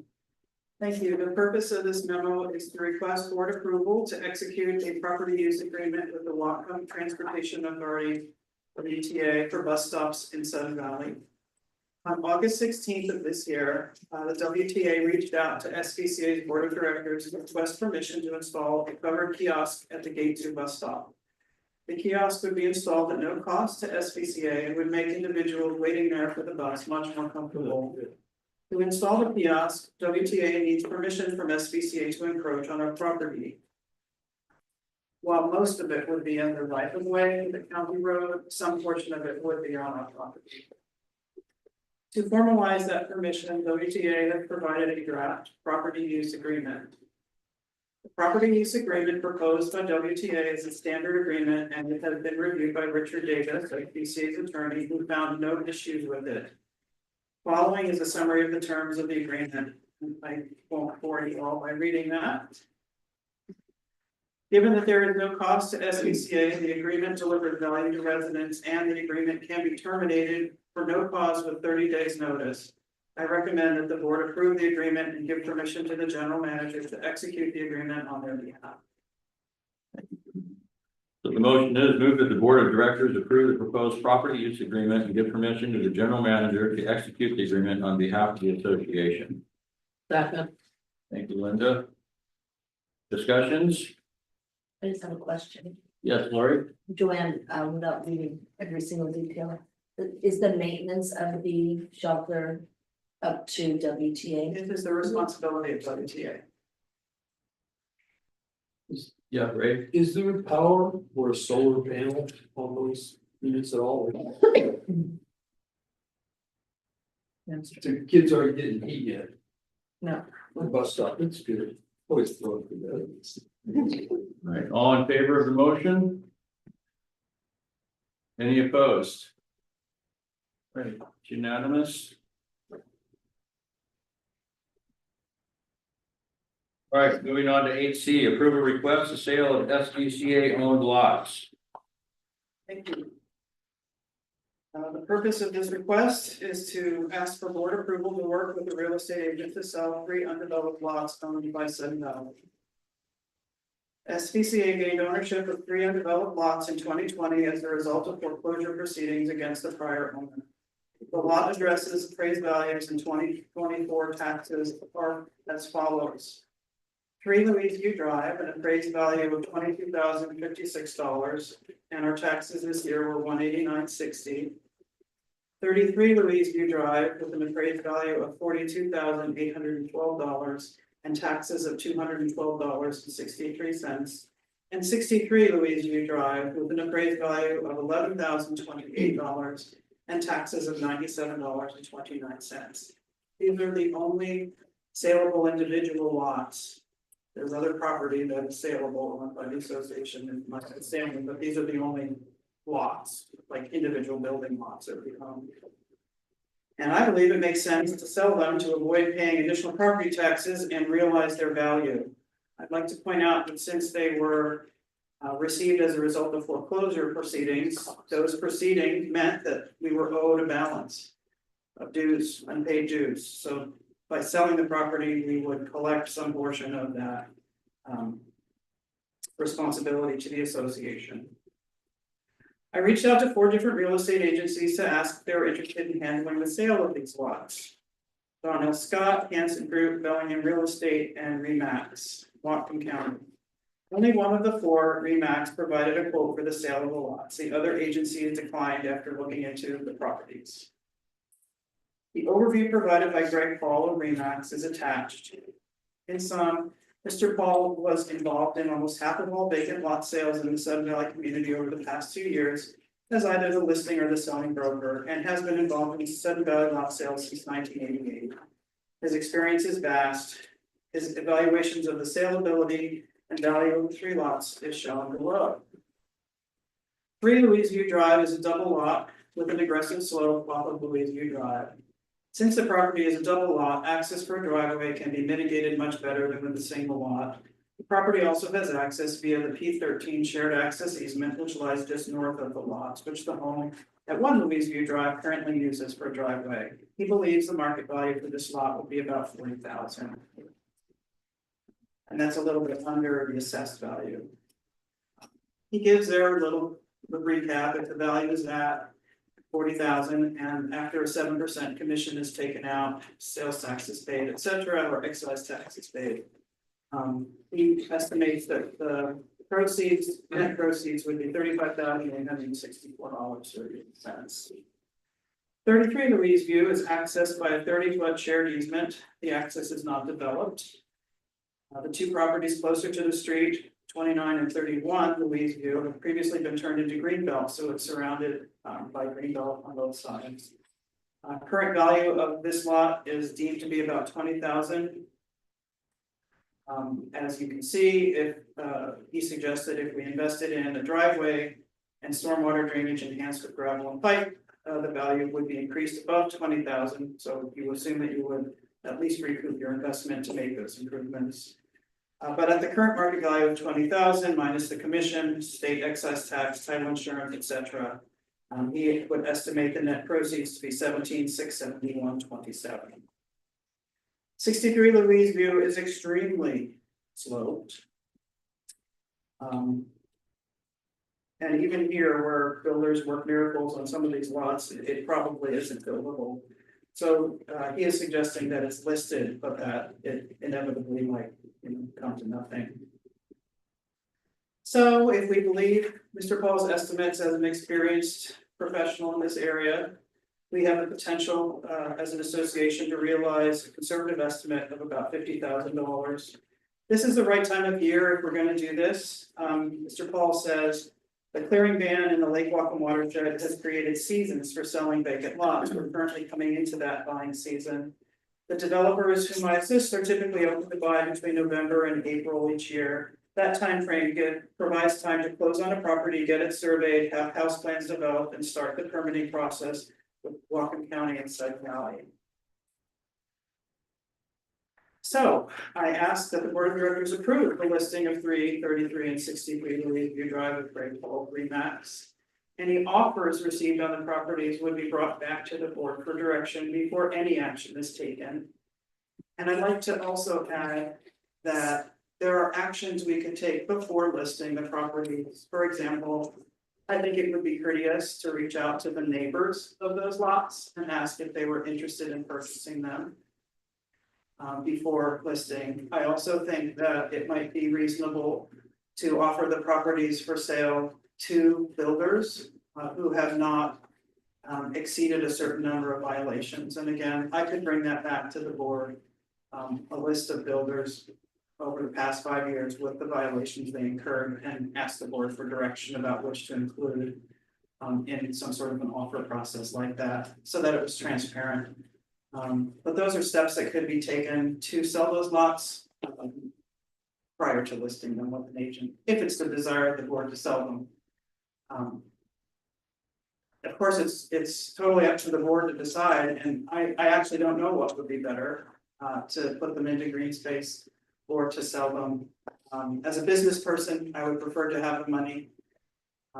As a realist, having watched the cost of removal of hazard trees skyrocket, and looking back in the history of that cost, it's definitely becoming much more problematic than it was in the past. I would hesitate to take on the responsibility for those lots and the maintenance of those trees. And that's a significant risk or liability that the association has when it puts lots into green space. So some things to consider. Thank you. Thank you, Joanne. All right, so the motion is moved that the board of directors approve the listings of 3 lots, 33, 33, and 63 Louise View Drive with Great Fall of Remax, with the understanding that any offers received on the properties will be brought back to the board for direction before any action is taken. Second. I'd like to make a comment about that. I think Joanne's suggestion is good. Neighbors are sometimes surprised when these lots go up and are sold, and they had no idea that they were being sold. And I guess we would not have to pay any agent fees. I mean, and 7% seems high to me at this point. I would think that there probably wouldn't even be a buyer's agent for all these builders. They would just buy it up. And again, I love, this is my neighborhood, so I know that 3 seems like it's a pretty good lot to sell. It's probably the easiest one to build. 33, that's in the middle of a big green space, so it would make sense just to kind of fold that into the rest of the green space. It's almost a big park area. 63 is just downhill from me, and I would love to see how somebody could build that, but it's just going to be a mess. I mean, it's going to go through APC for years, working that one out. That's going to be a very complicated build, but That's long, you'd even put a driveway down for that. Off the. If we're thinking of the same area, yeah. oh, it's okay. All right, Sonia? So to expand on that, I think I would like to see us break them out, each of them individually, for the very reason that you pointed out. I also disagree with the 7% commission. There's also a thing now regarding the buyers. Agents, so we're basically committed to 7% plus that, and then if there is a buyer's agent, there's additional fees, etc. We should just be negotiating the listing agent percent, whether it's 3 or 4%, whatever the rest of it. Then we can determine if we want to pay, that when the offer comes in, the buyer. But the issue is that we can't negotiate that percentage for the buyer. Right, the buyer has to, before, if they hire an agent, they have to sign a contract that has a percentage in there. So we can't predetermine that. And so that shouldn't be included that way. And then number 2, I agree with you 100% on those lots. The second one should just be folded into green space. It does not make sense for us to spend the 33. It doesn't make sense for us. 33 is a double lot, isn't it? But No, three is to the make double it, to make it even a buildable, desirable lot, we would have to put money into it, it puts an obligation on us. And again, it makes better sense for that. The last one likely won't sell, but it's definitely worth a shot, right? The It's right project, next to, Patty. yeah, I'm not confident with it about either, but okay. Yeah. Give it a shot, but I think I agree with Okay, so all of that. I'm confused here. So on our request memo, we got 3 Louise View at $22,000. But on the backside, it says $40,000, the potential sales price. And we have 33 Louise View at $42,812 appraised value, but on the back page, it says $20,000 potential sales price. Oh, so they got switched. Yeah, I have to admit that keeping 33 and 63 Oh. was a little challenging. Yeah, so that's So why I I guess I was. apologize for that. These two got switched on here. Yeah, So 3 Louise View is not the desirable lot to sell. That's the one you'd like to fold in the green space. No, 3 Louise is the double property. Yeah, 33 is the one that, it's already surrounded by green space and. 33. so it looks Yeah. like the first row on my table and the second row got reversed. Gotcha. So, yes, Well- 3 is somewhat desirable, 33 is between two green spaces, And 63. and 63 is. And if there's no neighbors, then the hazard tree risk obviously is much Is- reduced, Right. just be the roadway which we clear anyhow, so. So 3 and 63, those seem to be sellable lots. Well, 63 63 and 33. No, 3 and 60, 30. Yeah, the two end ones. Yeah. But 63 is also so steep that we can't imagine it having. 63 may not sell. Yeah, I 35 think is saleable, but they don't necessarily wanna sell it. 63 is one of these, like it's a rock climbing. All right, so then, yes, go ahead, AJ. I'd just like to point out a couple things. So it was quite a long time ago, but the last direction the membership gave us on this topic was to put lots of Sudden Valley owned into green space as part of the density reduction plan. I realize that was a long time ago, and no board since then has done an adequate survey of the community to see if they still support that, but that is the last direction the community members gave us on this. Another thing is, I don't see any way these could be listed after, or we could vote to them. We don't even have a contract to have Greg be our real estate agent. I think we would need a contract with him. An email with costs and stuff, I don't think suffices. Yeah, I agree with the 7%. I think we should just, I mean, that's why. You agree, we should negotiate that. With down. a contract with the real estate agent, we should be negotiating our fees with them, not negotiating fees for the seller on behalf of the seller.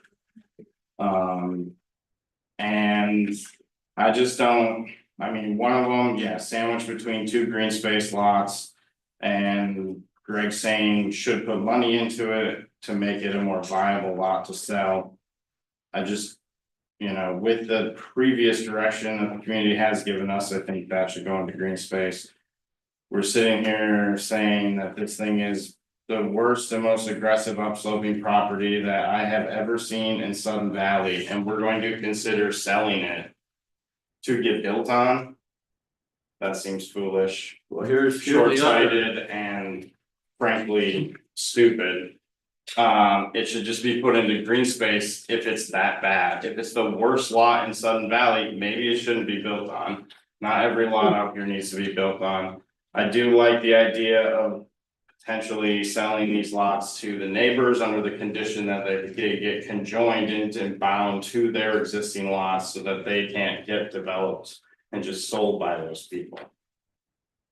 So those spots a few years ago, when we were having all those slides, trees were sliding off that that area where 63 is. He's actually right about that. They've just been cut back so much, they're not sliding anymore. Yeah. But that's a valid. No, point. they Okay, just, so- they just go this way. Yeah, we do that. So here's, 8.5. here's something that we should all consider, keeping these lots comes with it the great expense of the tree maintenance, right? And that is something that's serious, that we need to seriously consider. And if there's people in Sudden Valley that wanna have green spaces, then maybe they could get together as a group. And buy these lots up, you know, and maybe we could come up with a reduced price or something for that. Where, you know, they're willing to, you know, some conservancy group or whatever that wants to take them off the market and do that, I think that'd be great. Go ahead, AJ. We're already responsible for them. And if we can't sell these lots, we continue to be responsible for them. So we're stuck with that no matter what. It doesn't matter. And if we sold them, we wouldn't be stuck with that. If we can sell them. Yeah. There's these statements speak to me as like a bunch of ifs, and I look at Redfin all the time, and those lots, they never change, they stay there.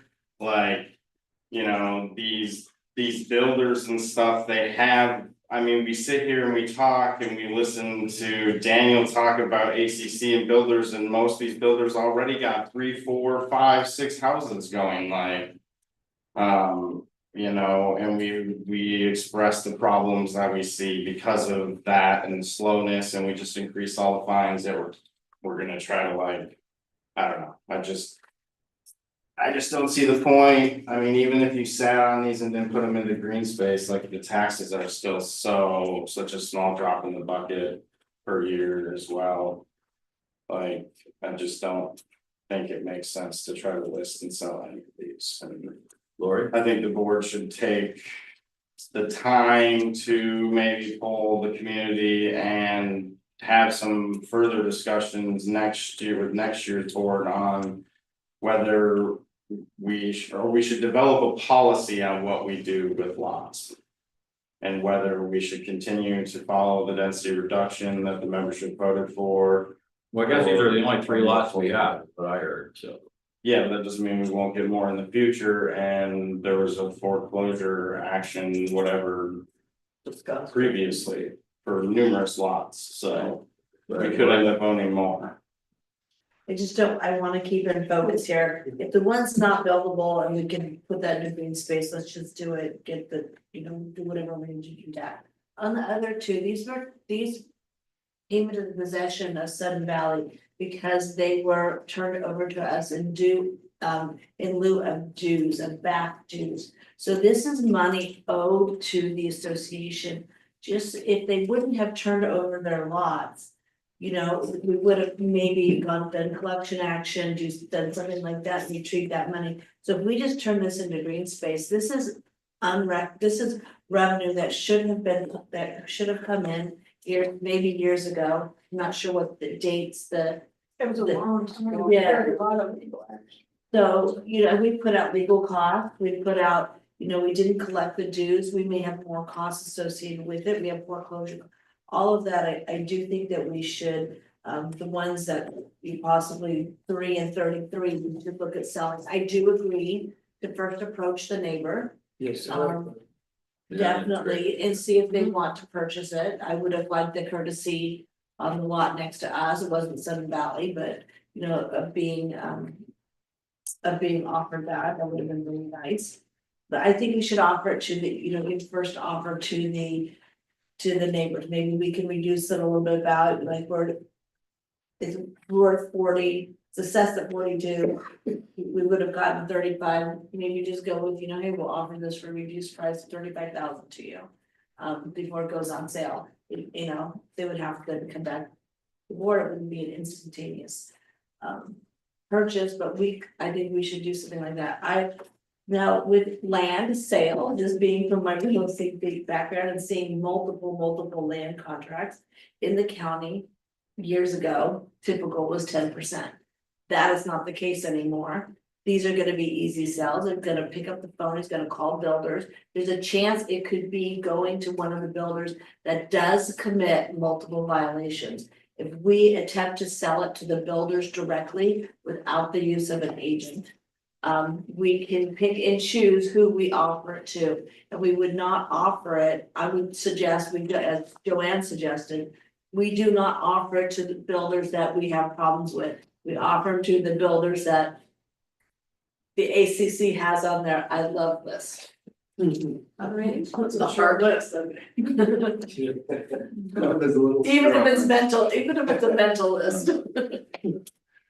Well, I Go ahead. that sentiment, and I agree generally, but I think 3 is definitely the one that would be most helpful.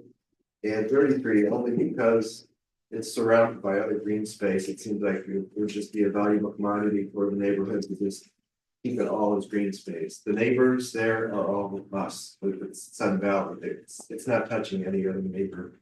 So I think it'd be nice to just keep that all together as one big green space. And there is some money attached to that, but that's something we need to take care of. Of course, surrounded by green space actually could make the lot much more valuable. Yeah, that people. Yeah, I would love that space, but I would also love it to not be developed. I think more people would love it to not be developed than have that one person happy that lives in Gilmore. There's a lot of instability in gate 5 too. AJ actually nailed it. I really would like to, and I'm sorry, and I think I really support removing that last one. We wouldn't make much off of that anyway. And it's, we probably have a lot of problems. I'm sorry, Stu. That's what Stu. Daniel, AJ, something. I think we should develop a policy for how to handle lots that have become available through foreclosure. I think that would be a prudent thing for the board of people. And with these 3 that are being presented to us, the one that's surrounded by green space, you know, if you just turn the one that's surrounded by green space into more green space, maybe if something needs to be done with it in the future, maybe it becomes a park or, yeah, you know, the other gates in this community can use more parks and amenities. You know, I don't have a problem with that. Yes, we've lost money on these and the money's gone and there's a chance we can recoup a little bit of it. Or maybe not. And if the 63 has falling tree hazard, it's gonna have falling tree hazards, whether there's houses built on it or not. You know, I just, if it's that unbuildable, I think it's kind of, as AJ indicated, it's just kind of a bad idea to sell it and actually build on it, because I think ultimately we'll end up being responsible for a tree falling on the house somewhere nearby. Because we still own property on the streets. Has trees on it that probably aren't going to be removed in the building process. Well, and there's so much movement, like what we experienced when there was some building a few years ago, is just taking some of those trees down, like down there at Lloyd's View, caused issues way up where I live. The county had to come up, we had cracking and movement. I lost about 5 feet of my side yard off onto Repeater from something that happened way down there, you know, so, yeah. It's a cascading effect. It really does, yeah, it's just. For that amount of money. All right, so it sounds like what we're saying here, we all agree that 3 and 63 should come back to the board with a contract, with an actual commission amount for Great Fall and a contract then to sell 3 and 63, but we believe lot 33, if I'm understanding correctly, should go back as green space, should stay as green space. Think you heard something you wanted to hear. Okay, what are we saying? I don't think we should sell 63. 63 is not, that's the one where, That's the worst. that's the worst. That's the one that's like this. Okay. So three looks like a good idea to sell. It's a double Agreed. lot, they can work with the driveway because they have that double lot, they can figure something out. 3 looks like a good one to try to sell, and that's gonna be the most profitable. We'll look at that. Okay, so can I make a? Yes, suggestion? please, yes. So, Clarify. the consensus seems to be 33 and 63 get put into green space. But 3, which is the double lot and has the highest value, I propose to bring back another memo that says, here's what we will do to sell this lot. First, we'll offer it to neighbors. Yeah. Then we'll have a little process by which we identify builders that have not got excessive violations and offer it to them. Right. And then, if those 2 fail, then we would proceed to negotiating a contract with a real estate agent to list it. But that'll come back and that could potentially form, the beginnings of a policy around this. It's six, yeah, that's pretty much. Yeah. But 6 and 3. Right now, Yeah.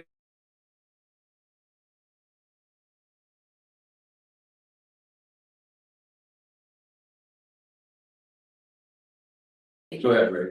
So could, Way down I think it's below. all the neighbors first. It's a really, there's a road down there, but it's at the very bottom of a very steep Yeah. I just wonder, I mean, hill. instead of just bring it 33 going to green space, that's over. 63, hey, ask the neighbor, if not, green space.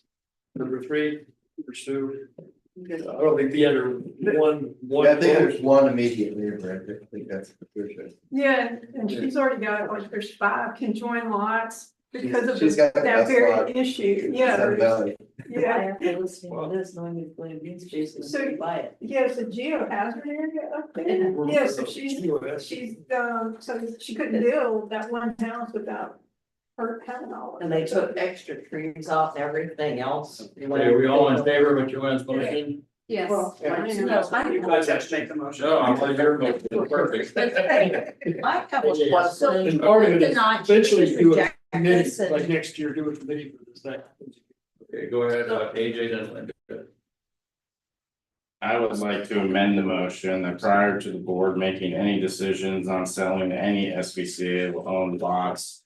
That we establish a policy on selling Sun Valley owned lots and determine whether the membership still supports the density reduction program.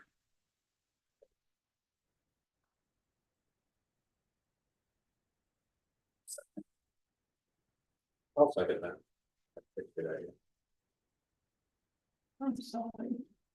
I was listening and participating. I'll just say this, there's $87,000 in the bank account for density reduction. Does not seem like it's ever gone away, and it is the last standing policy that we have on Southern Valley lots. Whatever that policy may or may not be. Because I'm not sure it's documented.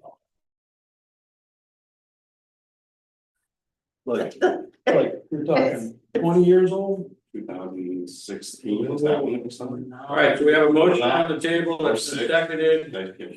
to the board to take no action whatsoever until we come back with the policy. Of our disposal of lots. All in favor of that?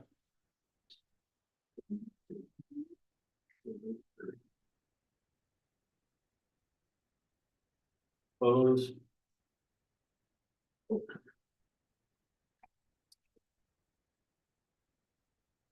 That one fails. Now we go back to, we actually should have the original motion first, because that was the motion, but I got 33 and 63. But now we're ready. And then. All right, so now we go back to our motion now to go back to Joanne's suggestion that we put 3 Louise View Drive. That's a good idea for That's us. not a motion. So there's no motion on the table for that. I'm He's I'm making. a He's motion. getting ready I'm to make preparing. an amended motion of this original. Yeah. motion. Yeah, so the motion is now that we move the board of directors. Approve Joanne to proceed with the listing of lot 3 Louise View Drive. And proceed with the contract, bring back the parameters of the contract with Great Fall with the commission outline.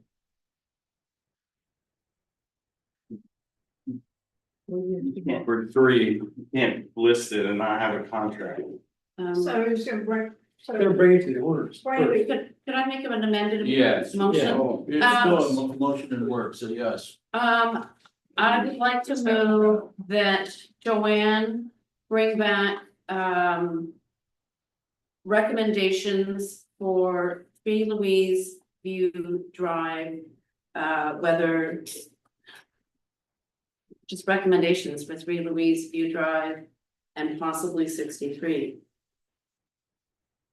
But we also need we need the parameters of the contract, so the other sticking point was the commission for Great I Fall. thought we were she was just gonna look at whether neighbors would be interested and whether we should look at builders that might wanna just buy it directly from us. Yeah, so As I'll, opposed to listing. right, so yeah, I would write up a series of actions.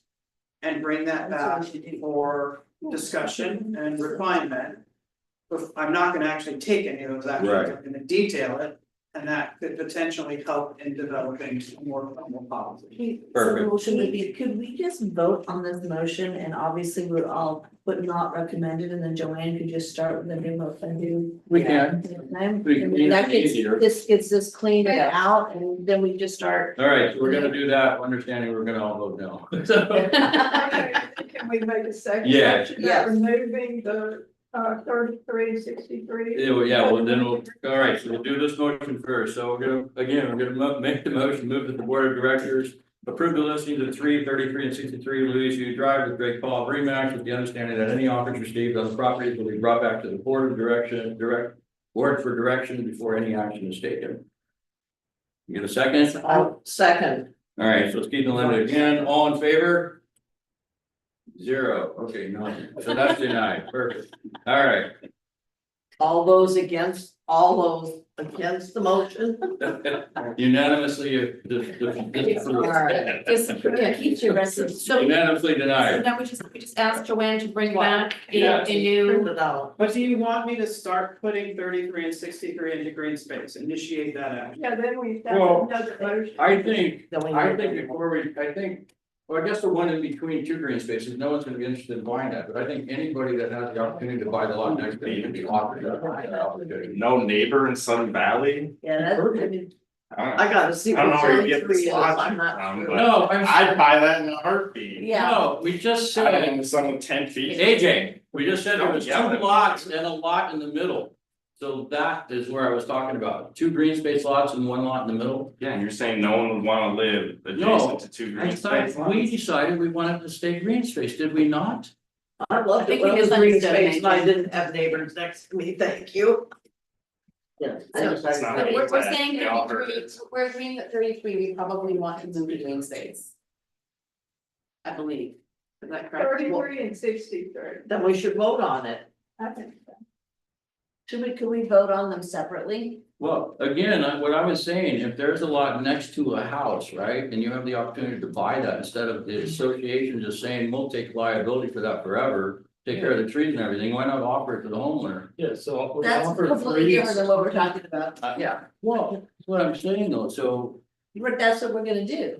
I know, make this That's what really Joanne's easy, gonna a bring policy back. on Okay. South Or Southern on Valley number lots. 3, but on number 63, which is under, You know, we reoccurring can take things a that keep vote. happening. Let's just let Joanne come back with a new proposal. Why don't you come back with a new proposal for all? Yeah. And then we can. Yeah. Well, we I'm have a lot trying to to do get tonight. them in green space. I'm not, All right. I'm saying that we shouldn't be making decisions like this in this manner. Okay. This is a haphazard way to make decisions on whether we should sell lots. I would like 63 Joanne- to be in green space. Well, it was instructive to me to hear the board's thoughts on this, so Yes. I can take it to the next step. So I appreciate Thank you, that. Joanne. I will So, bring it I back. like that. what's our motion gonna be, This Joanne? measure You don't need to help. move anything. You No just need, vote it. you'll bring it back. Correct. Joanne's gonna bring it back. I No, can, no, I no, can no. still. The motion was, Yeah, so Joanne's just been directed to bring Yeah. back some new information perfect. based on our discussions. Okay, moving on to item 8E, the approval request for the easement for 18 Sun Valley Yeah. Drive. Thank you. Asking the board to approve a retaining wall easement for 18 Sun Valley Drive. 18 Sun Valley Drive is a new construction project that was originally approved in August of 2020. In April 2024, the builder, Vitaly Pikolov, requested a final inspection. At that time, SPCA's architectural inspector, Joel Carter, found that the builder had installed a series of retaining walls at the front of the property. These walls were not included in the original new construction application, so they were never approved. Upon further investigation, it was determined that the walls were installed on SPCA property. SPCA informed the builder that they would either have to pay for a costly easement or remove the retaining walls and restore the slope. The builder elected to remove the walls. While the major encroachment was removed from the front of the property, encroachment onto SPCA's right-of-way remains on the side of the property that abuts Arrowroot Place. Unfortunately, after restoration, the front slope exceeds what was approved on the original plans, by the Architectural Control Committee. Specifically, the plans show a slope of 41%. The current grade of the slope was measured to be between 70 and 80%, with certain areas up to 94%. Steep slopes such as these create a significant risk of erosion. If this slope eroded, it would damage SPCA's property and could potentially damage the roadway. Regarding the encroachment of the remaining driveway retaining wall, since no other properties are served by Arrowroot Place, SPCA deems it reasonable to grant an easement. By that I mean staff. Our maintenance and facilities manager, Mike Brock, has been out to inspect that area of the property several times, and there's no reason not for, from a staff perspective, not to grant that easement. To address the risk of erosion, the proposed easement requires that the property owners now and in perpetuity maintain the slope to prevent erosion. And the easement agreement also calls out that the property owners, would be responsible for repairing any damage to SPCA's property that was caused by erosion. The easement further states that SPCA may take immediate action to repair any damage caused by erosion of the slope. And then the property owners would be required to reimburse the association for costs associated with such repairs. While it is not ideal to allow homeowners to encroach on SPCA property, in this case, the encroachment is onto the side of a roadway that only serves that lot. Also, while steep slopes create the risk of erosion, SPA is protected from damage or loss in the language of the easement. For these reasons, I recommend that the board of directors approve this easement, allowing for the immediate occupancy of this newly constructed home, which has been complete since April. I request that the board of directors approve the proposed retaining wall easement for 18-7 Valley Drive and give the GM permission to execute the agreement and set a fee of $3,250 to cover legal, recording, and surveying costs associated with the easement. Before I stop talking, I would like to address some questions that were raised by Rick Asai, who isn't here tonight, but he has to make email. He said, the builder exceeded approved slope by an extraordinary amount. Would the proposed retaining wall for which an easement is requested affect that in some way? And the answer is no. That is, the retaining wall is already in place. It's not proposed, it's in place. We're asking for an easement for something that was already constructed. So the slopes on the front of the property would be as reported. From an engineering perspective, that slope has been, and he goes on to say, is this okay from an engineering perspective? And to answer that question, the slope has been restored by the installation of jute mat and planting at the appropriate density. Plantings at this time of the year, the rainy season, have a much higher likelihood of taking and protecting the slope from erosion through the growth of those plants. And so the builder has done the best that he could. It is an excessive slope. It is not the only lot in Sudden Valley with slopes that excessive, however. I'd like to point out there's a lot of those slopes. Rick goes on to say, would the maintenance be passed to future homeowners? And the answer to that is yes. This easement will be recorded against the deed for that exact purpose, to make sure that it remains in perpetuity. And then he asked, is the fee reasonable? How was it determined? It was determined by taking the actual cost of the survey to identify the encroachment and adding it to the cost of an easement, which was established by the board to be about $1,500 based on my estimate of the legal costs involved in each one of these things. So that's how that fee was determined. It's not random. Thank you very much. So the motion is move that the board of directors approve the proposed retaining wall easement for 18 Sudden Valley Drive, give the GM permission to execute the agreement, and set a fee of $3,250 to cover the legal, recording, and surveying costs. Second. Thank you, Linda. Okay, discussions? So what type of fines did this builder receive for doing this? The fines assessed would be making changes without approval, which is $1,000.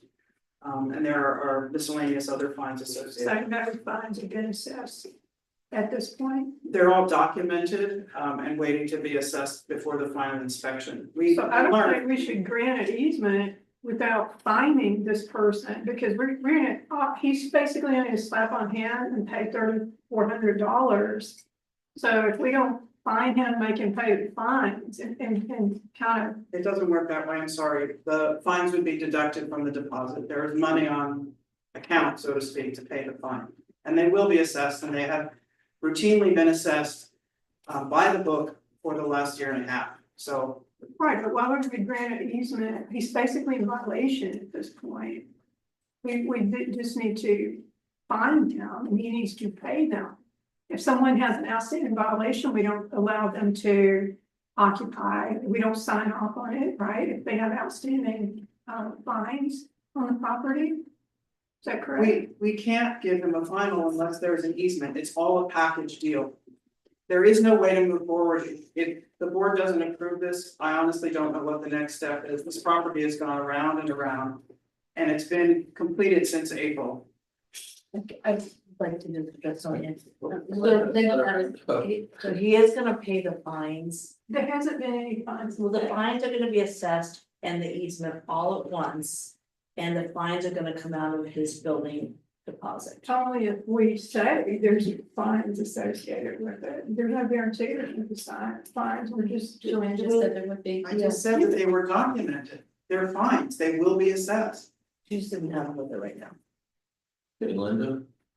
So what I'm kind of understanding is I think the fines that exist now are partly with the delay in permitting and occupying this house. Plus, it's for the tiered front of the house where the easement we're talking about now is over on the driveway. It's in a completely different place. And any of the fines that he has, I'm assuming, are mostly with that whole, the front of the house with all the plantings. Yes, I do not know the exact total of fines that were accrued during the building period. Because this project started in 2020. And although for the last year and a half, we have been assessing fines when they occur, which is the way we're supposed to, prior to that time, the violations were documented but not assessed until the end of the project. I don't know why that decision was made, but that's what we found to be true. So the only fine that can be levied for the building of those retaining walls is to fine the builder for making a change without getting prior approval, and that is $1,000.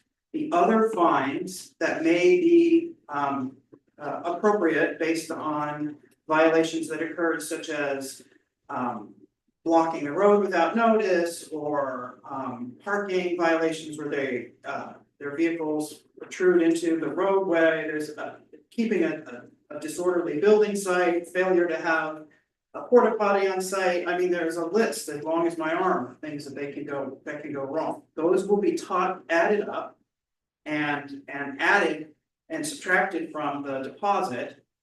So those fines will be paid, but we can't do that final reckoning until we can pass the final inspection, and to do that, we need the easement.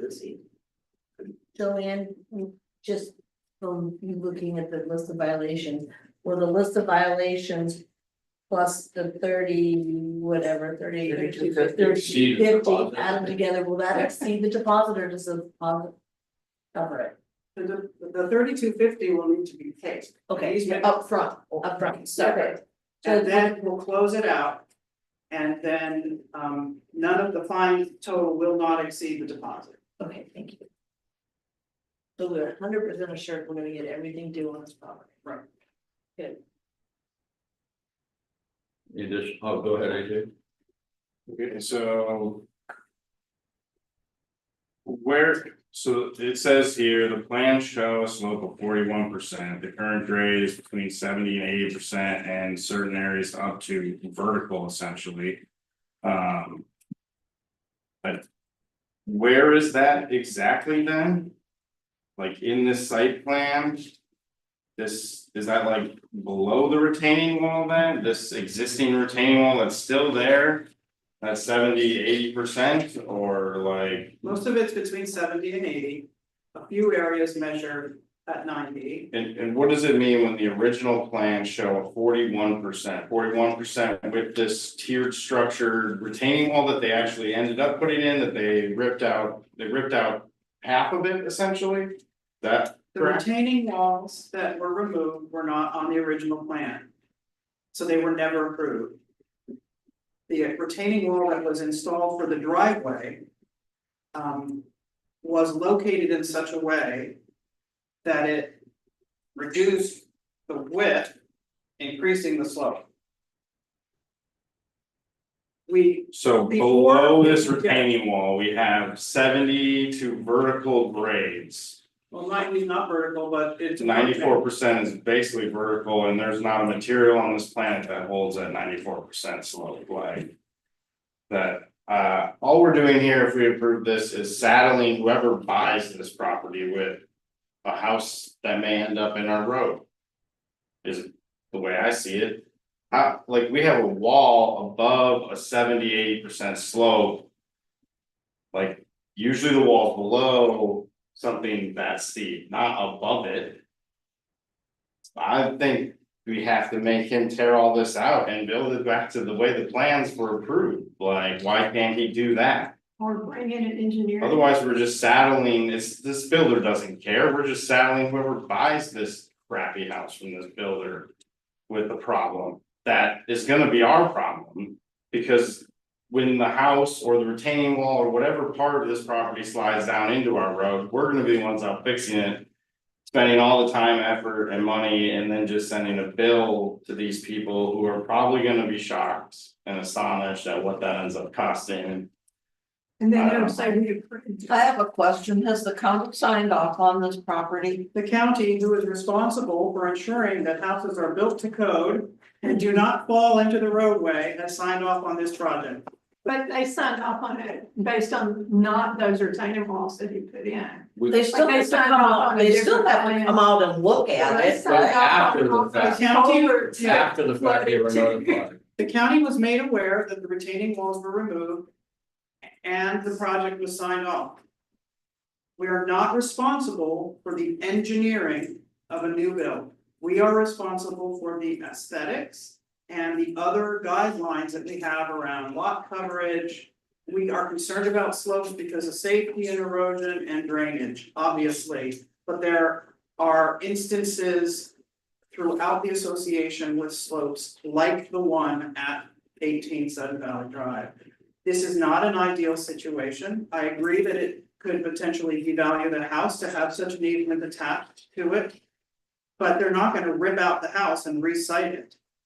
So this is my recommendation for the best compromise we can reach. The builder has had significant cost extra to remove the walls that were inappropriately installed. So there's already been certain punitive damages from that. AJ, So the wall that's still there, is that on the original plan? Yes, That wall is, but he still hasn't built the rest of the lot per the plan. Which is the ground we should stand on. We're not changing the engineer said 41% grade would be able, you'd be able to do this, and he didn't do that. that's why I'm surprised the county didn't come back and look at this. They're refusing to come back and look at it. I don't get that at all. well, they said they signed off. The county is responsible ultimately for making sure that buildings are up to their codes. They're not our codes. We should have we should have the paperwork that they signed off on it, and it seems like we could require an engineering report on that. So that we're not just for $3,500, creating a huge liability. This is the dollar. That would, thank you. They're just separate. Yes, it is very separate from that. So this is owned by an individual builder. The property's been complete since April. It has been our holdup because we discovered all these differences and needed to resolve them. Now, obviously, he had a hand in building it, not to the plan, so it's not our fault these things occurred, but it has been difficult to resolve. We are not responsible for the engineering part of a bill, the county is. And they have signed off on the house and given the certificate of occupancy. Well, they signed off on the house portion of it, but on the retaining wall portion, you're saying they haven't come back out and reviewed That project has been signed off by the county. Everything. And everything, when you did it, you did a whole list of items. Am I wrong about this? I instructed Joel Carter, our inspector, ACC inspector, to actually call his contact at the county and make sure that everything was on their end fine, because I shared your opinions regarding the slope and the deviation from the original plans that were submitted. But we don't know what additional communication went on between the builder and the county during the build. It should also have taken place with our architectural control committee, and that's a problem for which this person will be fined. We can request a records from the county, like their meetings with the county when they're doing that. We can request a copy of the meeting notes. Because they should have a file. So if we don't approve this and move on, does anyone here have a suggestion what the next step would be? Because I think as Joanne's expressed in probably ACC, we don't know where to go from here.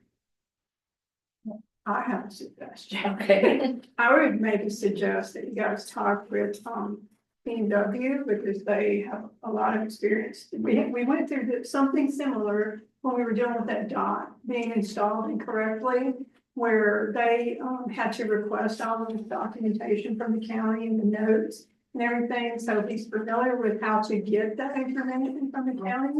And then also the other thing is that he would be he's our paid expert, right? Like he would be in a better position to say, this is what I think you need to do with this, right? I think you need to get your own engineer in, or we need to talk to the county again and get them out of here. I just don't think. We need a second opinion. Yeah, that's what I think. It is not SPCA's responsibility to engineer. We're not re-engineering. Right, and it is the county's responsibility, and in their view, they have done that. Right, but we have the right to protect our property, and that's why we have the ACC. That's what the ACC is in place for, like we went through this also with the, during that flood, we found out that the county, there was, engineering, culvert, new, drainage that was approved, that should not have been approved, it wasn't the right size. Which means that we, even though we're not actually changing engineering or engineering anything, we have every right to demand stricter outcomes and proof that we're not going to have damage to the association. Anyway, just a two-part comment, maybe Daniel or Joy know the answer. The slope that we're concerned about, if that slope were to fail, it's gonna drive dirt into the house, correct? No, street. No, It's the wall, it's the house. Not that one. I drive by this house every day, so I see it. So we're worried about the slope in the front that's on the corner of Sun Valley Drive and Arrow. But that's just that doesn't look too unstable. He's saying over percent. And what I would be worried about is this, the one on the back of the house coming, like, cause it goes up Arrow Root like this, and the house is here.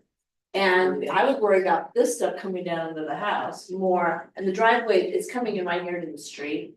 It's not offensively. And there used to be two boulders up until they started building this house, and even while they were building this house, there used to be two boulders in the street preventing anyone from going up. So I don't know what else we would do. What could happen is the lawyer's up and we end up in a battle. Costing us lots of attorney fees, and I think that Richard looked over this and he protected our side of it, and if we. Don't try, he did take out the retaining walls that were on our property. And they, looks like this hill is shored up and there've been plantings and there is still retaining walls there. I'm just gonna abstain. I'm gonna let you guys know now because I don't feel like I have the knowledge and the expertise to make. Right, I'm afraid it's gonna potentially be a liability. I don't know. Yeah, so yeah, a lot of times we do see. Retaining walls that change a little bit from what was originally approved. That's when I raised red flags and concerns about it. Our committee can't really, we can question it, but and we'll ask them maybe engineer review of the new wall. It sounds like we've gone through that for this one. I'm pretty sure that's all been looked at, and this one isn't quite as bad as a lot of them that I've seen. A lot of times people will have the wall designed in the original drawings that were approved, and then they'll come back to us after a construction change. Oh, we decided we don't need the wall anymore. That's a huge red flag that we want an engineer to tell us, why don't you need a wall? So, This one, I don't think falls under that. so you think this is incorrect? That it's not a 91% grade? Even though Where it's saying- where that wall is, I don't think that would be, I'd be more concerned than what was said about the wall behind the house. That one- Yeah, it coming down. Yeah. Yeah. that's- I have in my front yard, it almost exactly the same as that. As is all of our street. It's not really that bad, it's, it says like, it might be. A little bit, but there is a retaining wall there still. Because there's a house and then there's another retaining wall. On that slope, so it's not just a dam, it's not like a cliff. You could a child could probably run down or ride a bike down, it's not this. Maybe we just need to table it, and if you're unsure about it, just go drive by and take a look at it during the day. I'm saying that, I just. We I just don't by every day when we took care. Yeah, and I don't know about the back part of what you're talking about. I just don't feel like. We used to walk up that hill, that's all the reason why I know the slope, and then they built a house in the top of where that hill should come out. We're going in circles on this. Yeah. Maybe we can get a wrap on this. I'm hearing what John said, and the county blessed it. I'm hearing that we brought in legal already, because this is a guy proposal that built their stuff on our, I'm not a construction expert, I'm sorry. But he built on our ground, our real estate, we pulled it off. So he probably doesn't like this, but anyway. You've been out there, Daniel, I mean, you see this stuff every day. I mean, where you live, I mean, I was up your house the other day, oh my word, that's way up there. That's a great, buddy. I mean, if we bring in another expert on this to get their opinion, they always want to charge the money, so the money that we're getting for the fees, we just lost that. This guy's been a pain in the butt already. Well, I If just, it's unsafe, totally. I mean, from what I'm hearing, it's not. That doesn't look like 94% grade, maybe it's a 57% grade. so Richard looked at Don't the go forward, get easement. blessed to go. He drew it up. Well, I guess my question is, he looked at that, and so let's say the slope, the thing fails up one side or the other.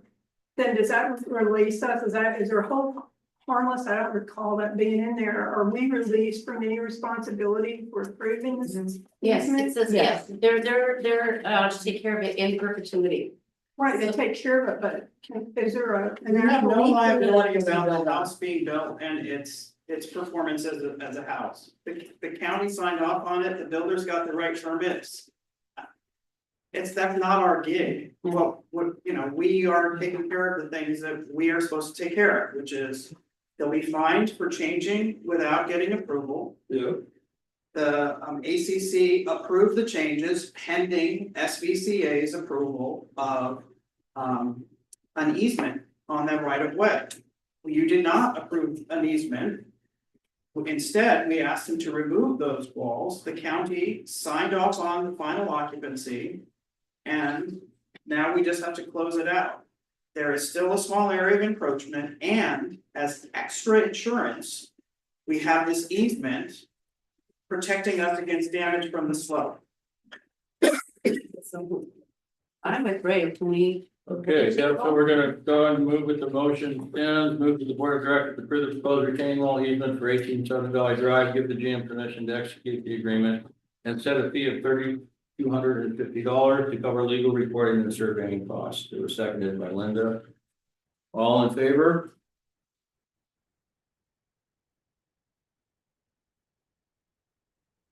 Opposed? Yeah. I'm abstaining. And AJ is abstaining. Linda? I had to ask, I have the rest of it. I will say, I think the board needs a policy on how encroachments in our right of way get improved, because it seems like we approved the retaining wall to get built in our right of way to begin with on this property, and I don't think we should be approving fixed objects in our clear zone limits. It's just not a good idea. Moving on to 8E, capital request, purchase of additional parcel lockers. Okay, this is to request capital funds for the addition of 11 parcel lockers to mailbox clusters in gates 3, 5, and 13. Many residents have complained about the difficulty of receiving package deliveries. To reduce the number of packages that residents must have at the Orleans Street Post Office, maintenance proposes to add 11 new parcel lockers to the mailbox clusters in gates 3, 5, and 13. Each locker will add 4 boxes, and these locations were chosen based on feedback from the postal carriers that serve SVCA. USPS carriers told SVCA that Amazon's package volume has dropped to about 1/3 of what it used to be, so that they do not expect package deliveries to be as challenging this year as they have been in the past. While that is good to hear, SVCA has offered to make the old administrative office space in the clubhouse available to USPS in the event that they need a central location to store and hand out packages at holiday time. So to be clear, we spoke with the postmaster at the Orleans station who pulled the carriers for all of the Sudden Valley routes and also looked at data that they have access to. And they came back and said 3, 5, and 13 need them, the other places don't. So there's your data. Since we don't control the mail stream, we have no way of having data other than by asking the post office for it. So there you have it. 3 vendors provided quotes for the needed equipment. As shown in the table below, Budget Mailboxes is the lowest quote. This vendor also has the equipment we need in stock and can ship within a few days of our order. Budget Mailboxes, $29,259, Building Specialties, $31,236, and US Mail Supply, $30,159. Maintenance would plan to install the new lockers and estimates that it would take no more than 2 or 3 days to do so. In addition to the parcel lockers, mounting hardware is needed that will cost approximately $600. This proposed project was not included in the mailbox fund budget for 2025. To cover this additional expense, I suggest that the $29,859.19 of the anticipated operational surplus be transferred to the mailbox fund after the 2024 year-end financial statements are prepared. So we would essentially be paying for it with our operational surplus. So my request is that the board of directors approve $29,859.19 from the mailbox fund for the addition of 11 new parcel lockers to SVCA's mailbox clusters. Thank you, Joanne. So the motion is move that the board of directors approve $29,859.19 in the mailbox fund for the addition of 11 new parcel lockers to SVCA's mailbox cluster. Second. Thank you, Linda. Questions, comments? Lori first and then Sonia. Joel, do you have, can you easily, our balance in our, connections, what our balance is in mailbox fund currently?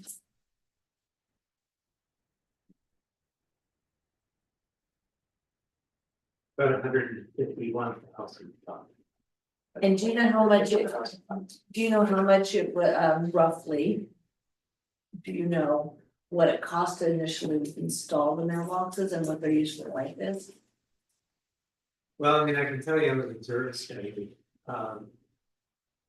So it looks like, sorry, next planned expenditures will be in 2035 for approximately 150,000. So 2035 is what you're looking at.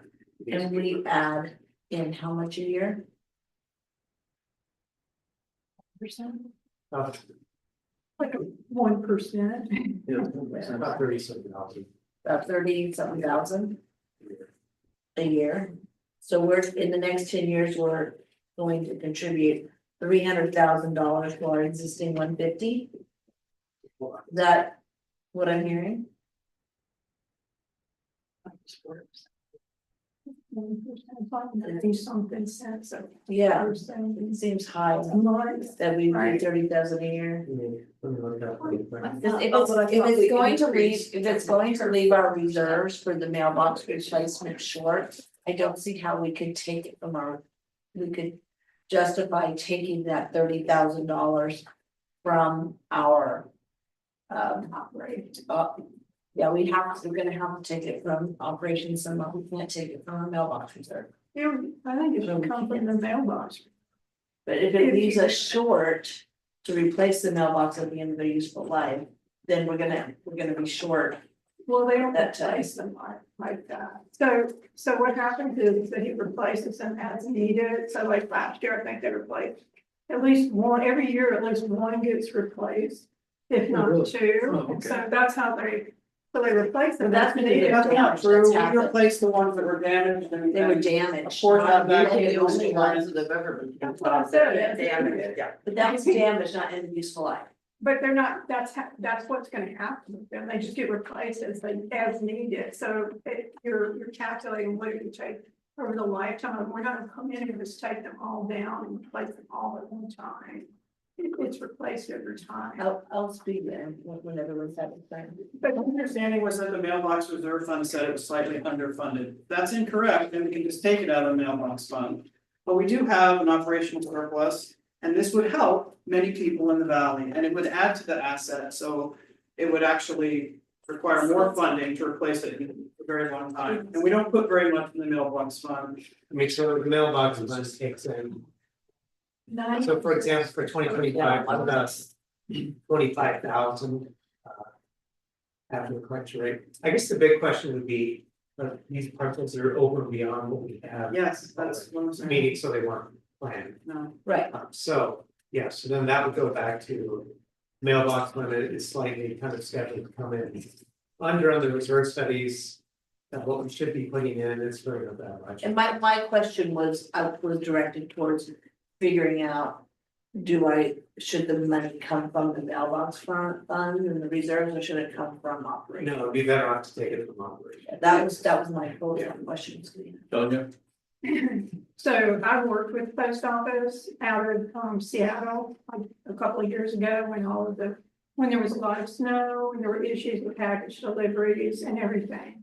I spent a lot of time with her trying to determine, do we need new parcel lockers or more parcel lockers? She literally said, no, we don't. The issue is not that we don't have enough parcel lockers. The issue had to do with that they're oversized packages. And this was before Amazon started delivering with their own vehicles. So that year we had a lot of snow. They got way behind. That's when we set up where they delivered at the barn. And, but there was an extensive dialogue with the United States Parcel Service, and I have her name and information, and everything, where she point blank said it was due to oversized packages. And that as it stands right now, we already have more parcel lockers than what the Postal Service normally recommends for the number of mailboxes that we have. And that she didn't recommend adding any additional parcel lockers. And that was just a couple of years ago. And I don't see any documentation that we got from the Dwayne said she got documentation from the postmaster. We got but I don't information see- from the postmaster. Right, but we don't have that information. So the lockers are the large ones. There are 4 units in them, but they would take the larger packages.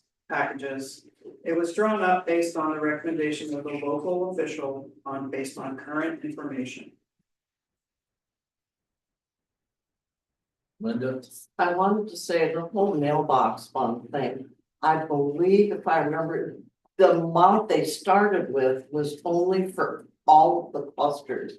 I think we ended up getting the extra packages and even the big ones, I think that was separate. I don't know why we don't count that those might have to be replaced too. But they just weren't, but I think they started with that initial special assessment that it was. It's fine. And Right. it's, no, and it's, so it's like, what I'm saying is, you know, maybe we do need to start putting a little more money in there. If we're gonna say that we need to take a look at some of this stuff. You know, during the winter, there was that whole, there was a whole thing taken out, somebody stole one. You know, we just got lucky that we got some of that stuff back, but it's all expense. Right? Well, I just went through this interview process here a couple weeks, like 3 times, and the questions about this mailbox thing at Christmas and people not getting their packages. It's the community talking, they're asking for more places to put their packages. Joanne did research. And the postmaster said, you only really need them in gate 3, 5, and 13. It's $30,000. I don't know, I'd like to think about it a lot. Yes, Christmas time is challenging. It was a big deal, everybody was all about it. And I mean, I don't get parcel delivered to the mailbox because whenever I order something, I specifically tell them I have no mail delivery. It's a parcel box, it's a small mailbox. And they never, and everything is delivered UPS and FedEx, so I don't get any ever having delivered. So I don't have a problem with this. Maybe if we give those suggestions and ideas to the community. And now with Amazon delivering more, you know, with their vans instead of switching over from to the FedEx to the mail. And that we have offered the clubhouse as a central location for those busy times. Maybe we should see how the season goes, and after the season goes, if it's still becomes to be a problem, we bring this back maybe in February or March. Yeah, I agree with a lot of what Jane Davis said at the beginning of member comments, so I'd like to see actual data, not hearsay and anecdotal stuff, because I can provide anecdotal evidence. I live in gate 13. I use those mailboxes. I get USPS packages almost exclusively, not USPS, and I don't have any problems getting even big packages. Unless I forget to pick them up in a timely manner.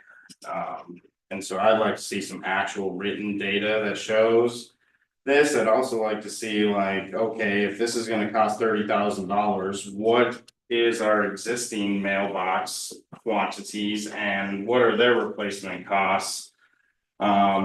Compared to this number, and like, if we're pulling from operations and we don't even have enough already in our mailbox fund to cover what we do have, then we need even more money from operations and theoretically, or more money diverted into the mailbox fund. So, I mean, I guess I don't really support at this time spending $30,000 on this until we have more written data provided that shows an actual need. From the post office or from the community? I mean, either or, the post office should have the data though. We've had to return this many packages because there wasn't lockers and this and that, like, not just.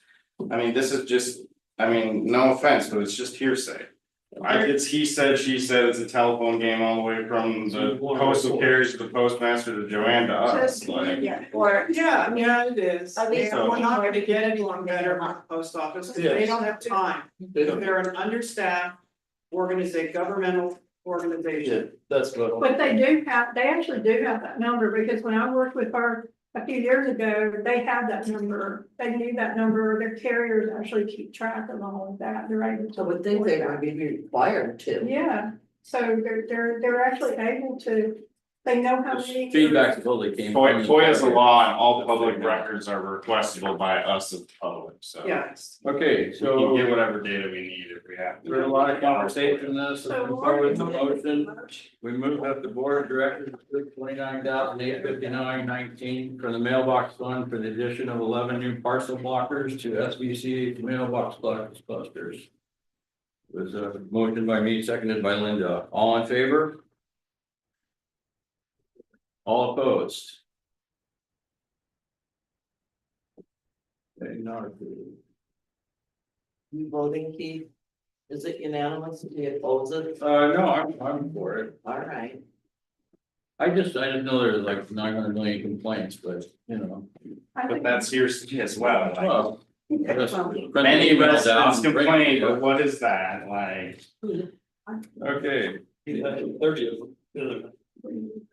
All right, item number 9, we're gonna move into closed Hang on, session. hang on. Oh, We have hold on, we got an 8. 8F. Yeah, sorry. On Monday, we're hearing, we have 4 appeals that need to be heard. And I need 2 people to help me on my appeals committee. What time on Monday? It is, 6 p.m. yeah. So hopefully I'll get volunteers. so they want. Oh, Linda said to I'll me, do it. so I nominate Linda Bradley. Anyone else? Can I nominate you What day is it? Monday? Monday, 6. 6 o'clock. At night? Yes, sir. Even on the morning. You're the only one that's- I just say I don't have. He's up at 6, I'm hopeful, hoping that I might learn something. okay. You will trust me, you will. Okay, so then I nominate Linda Bradley and Ray Meter, and we have to vote on that, or we just go good with that?